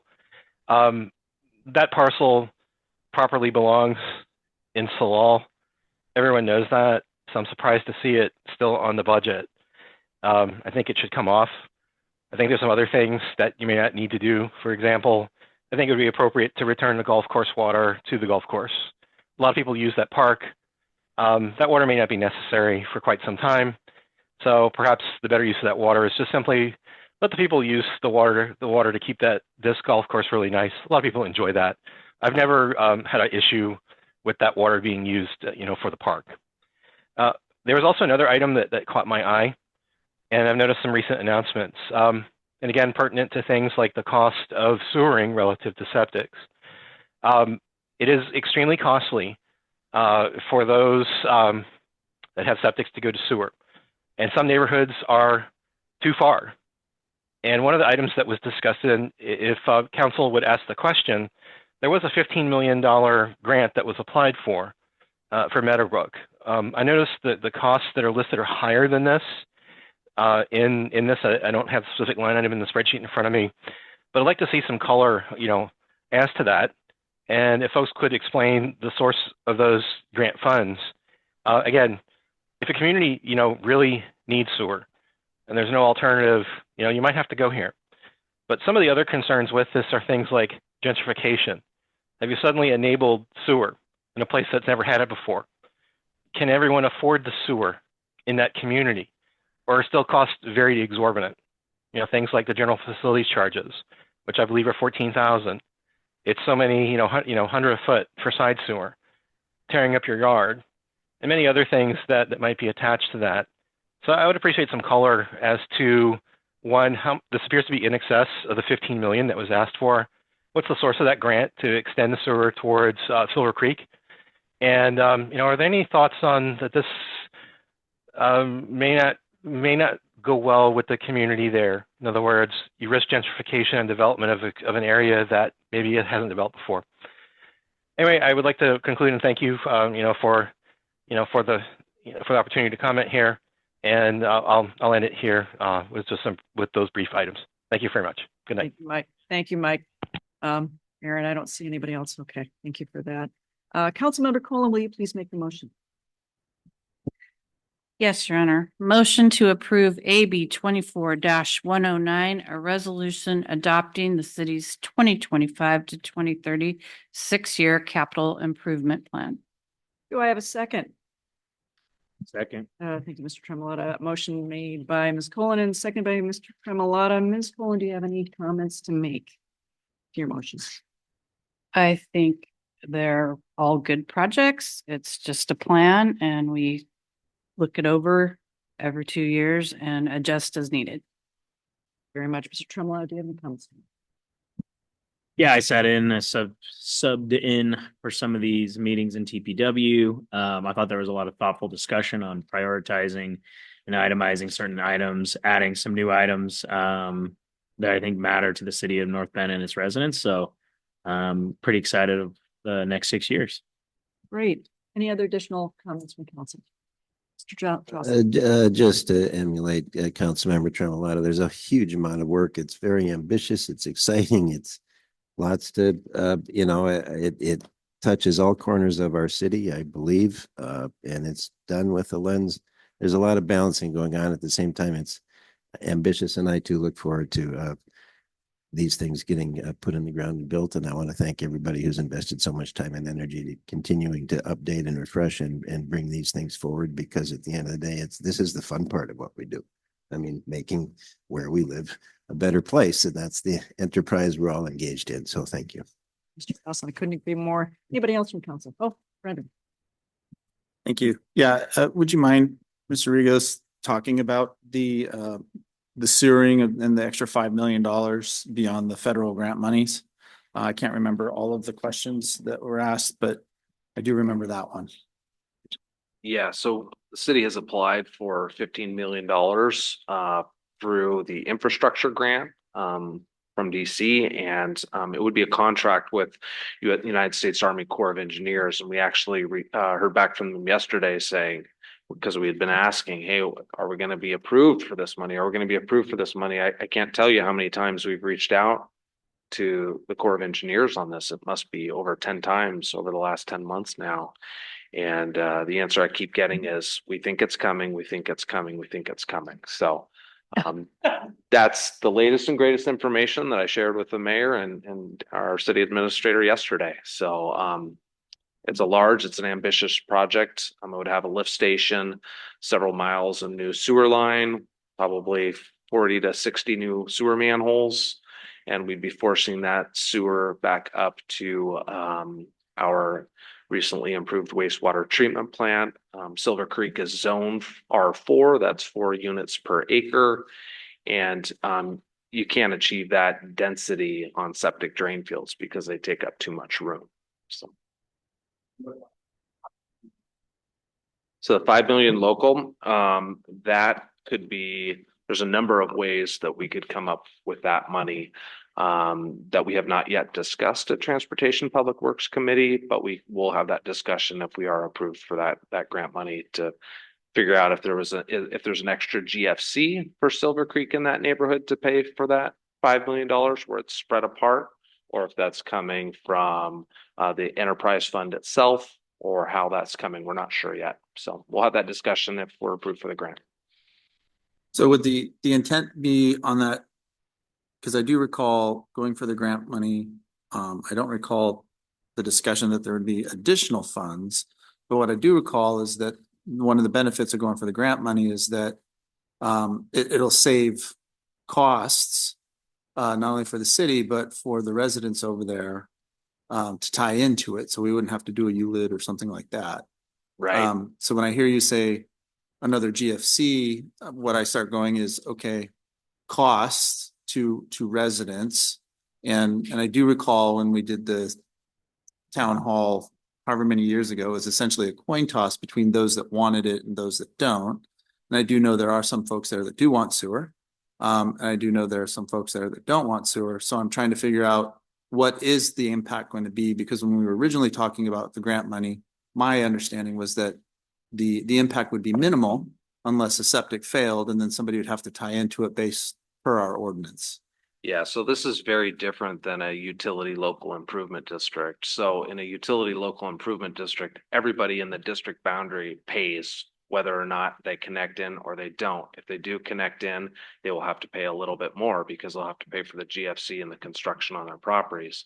With this particular project, with the grant funding, the city is building all the sewer manholes, all the sewer lines, and the lift station. There's no forced requirement to connect to it.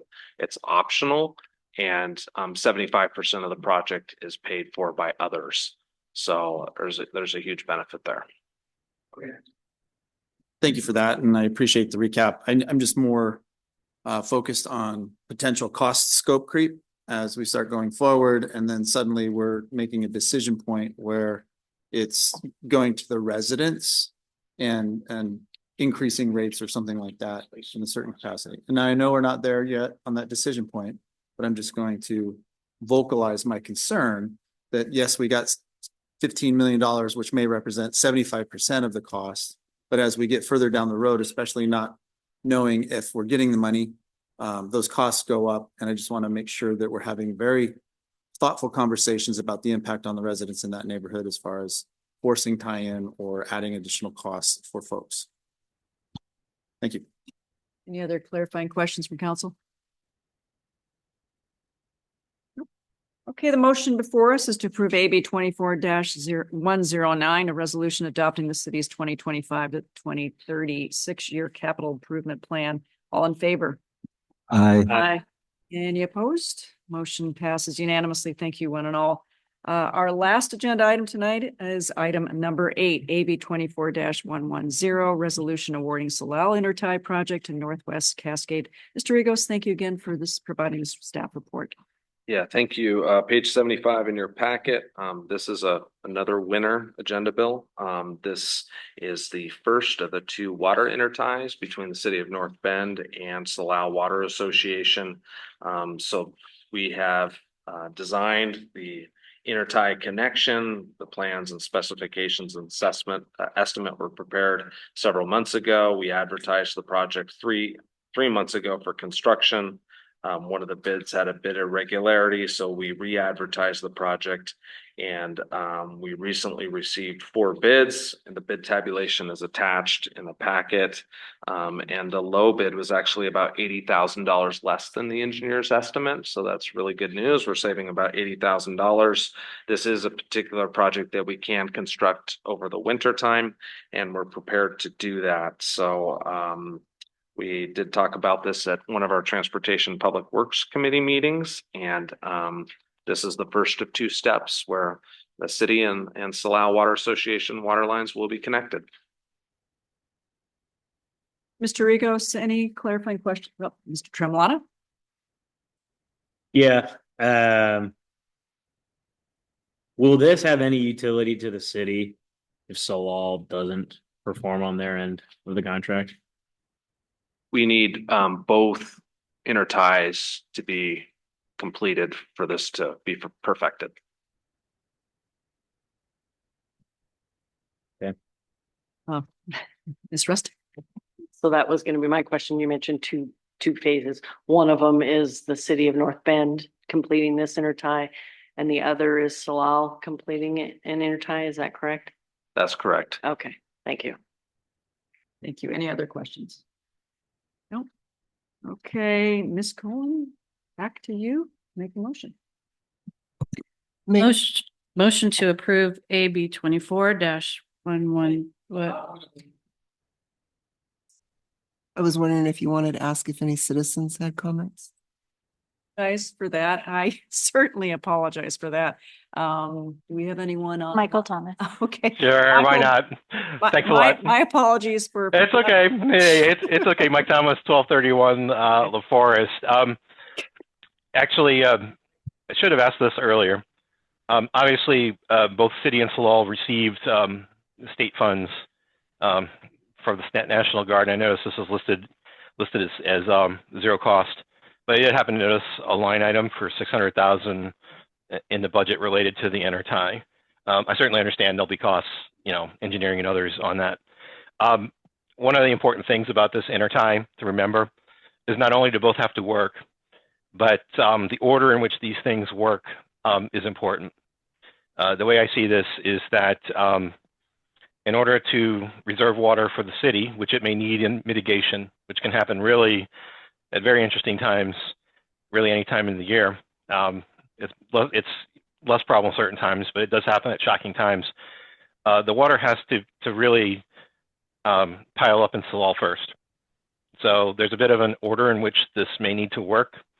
And unfortunately, from what I'm seeing, and I was at the Salal meeting tonight, I expect you have another year ahead of you in terms of another summer. Last summer, I think was a dry summer. This year was a bit wetter, and in fact, probably see less water revenues from people watering in the summer. Again, you have to allow this. Salal has to basically buy from the city or take water from Centennial in order to reserve it back. So I foresee another year under which folks need to watch very carefully the environment, the rainfall, but also I do want to let people know that I have been watching Seattle Public Utilities raise the level of Chester Morse and Masonry Pool. They raised it to 1565. They have a plan to raise it to 1566. This is potentially helping in terms of the time for which masonry pool stays at a level where the mitigation water flows well. However, this is not without risk. It requires ongoing safety monitoring to ensure that the moraine does not cause another Boxley burst. So this is very important that these decisions to raise the levels at SPU, which help with mitigation water, are not without risk to all of us in this area. So this is important. I have different views on this. Doesn't mean I necessarily agree with them, but I think it may be important for this to proceed while other issues remain to be resolved. Thank you, and this concludes my comment. Thank you, Michael. I don't see anyone else online at this point. Councilmember Colin, would you be so kind to make the motion? Apologies there. Motion to approve AB 24-110, a resolution accepting bids and awarding the construction contract for the Boxley Creek Mitigation Water Line Salal Entity Project to Northwest Cascade Incorporated. Thank you. Do I have a second? Second. Thank you. Motion made by Ms. Colon, seconded by Mr. Jocelyn. Ms. Colon, do you have any comments to make to your motion? I did. Okay, thank you for that. Mr. Jocelyn, do you have any comments to make? Woo-hoo, big times. This is great. This city's been after this kind of thing to be put in place and happen for decades. Ever since I moved here, water's been a thing. And look, we're moving forward to solve it. I think it's fabulous. Let's go. And I thought I had enough coffee in me today. Clearly I don't. Okay, well, it's tough to follow that. The motion before us is to approve. Well, actually, yeah, apologies. Brendan, go right ahead. First of all, thank you for energizing us tonight. I was just wondering, Mr. Rigos, could you speak to the order of things just to clarify what step comes first? Point of order, can we not respond specifically to every comment raised by a Actually, citizen I during find it public very comment? I important mean, that sometimes I thought we were moving on to public- call the question. If this is in fact public ongoing conversation amongst the board to help clarify and get to a decision, then that's fine. But, you know, I want to question the order of the procedure that's taking place here, I guess, first. Well, I'd kindly respond back that sometimes public comment is great to have answers to clear up any sort of discrepancies and provide transparency to the community. And it is within this board's body to do that. So I'd respectfully ask the question again, Mr. Rigos, Your Honor. Mayor, would you like me to answer that question? I will allow that. Okay, so as I mentioned, both projects need to be online for this to work. We do have an intertie committee set up between city North Bend water staff. So we have several operators on staff and my city engineer and myself. And our water operations manager, and then Salal has several operators and their general manager. And the plan is to reserve water in certain months. There can be any time of the year where the city needs to mitigate, as mentioned in the comments by Michael Thomas, that sometimes we're mitigating in February or March or April. So Salal, once both systems are set up and implemented, we will be reserving water in various months of the year. We'll be reserving more water in August, September, October, November. That's the time of year that when we need more mitigation volume, but at times we do need it earlier in the year. Both systems have to be set up before they can function. I think the contract date in the water supply agreement is that both systems need to be operational by the end of June 2025. Our system will be. Salal's, it's close. So I know they're wanting to be done by June, but it may be July. I don't know how fast their contractor will work. I'm not in charge of their contractor. That's being driven by Salal Water Association. If they're not done next year and we have a really, really dry summer next year, we could have an issue. Thank you. I think what I was looking for is that we were both on target for the June date and that we are going to meet that date. City, we're going to make that date. I don't know if Salal will. Thank you. Thank you. Any other questions, comments? The motion before us is to approve AB 24-110, a resolution accepting bids and awarding the construction contract for the Boxley Creek Mitigation Water Line Salal Intertie Project to Northwest Cascade Inc. All in favor? Aye. Any opposed? Motion passes unanimously. Thanks again, one and all. We're going to move on to mayor, council, administrator concerns and initiatives. Mr. Jocelyn, with your enthusiasm, would you lead us off? No pressure. Nothing this evening, Your Honor. Okay. That's so ineffective. Well, I tried. Ms. Rustick, have a go at it. I don't have anything this evening Oh. either, so thank you. Okay. Mr. Gatto. Not really anything, just to put out there and say, hey, we're in the rainy season. As usual, it's getting dark earlier, but people are out there. Please be safe in the streets. Slow down. I'm beginning to see a lot of people going a little fast in our neighborhood are specifically. So please be careful out there and watch out for everybody. Thank you, Mr. Tremolata. I do have a number of things. First, thank you to Mark Rigos's team at Public Works. The sidewalk on the east side is getting used, which I believe Councilmember Colin mentioned last week, but I walked it the first time. It's wonderful along the river. We look forward to finishing that up next year. So congrats on that and thank you from my end of town.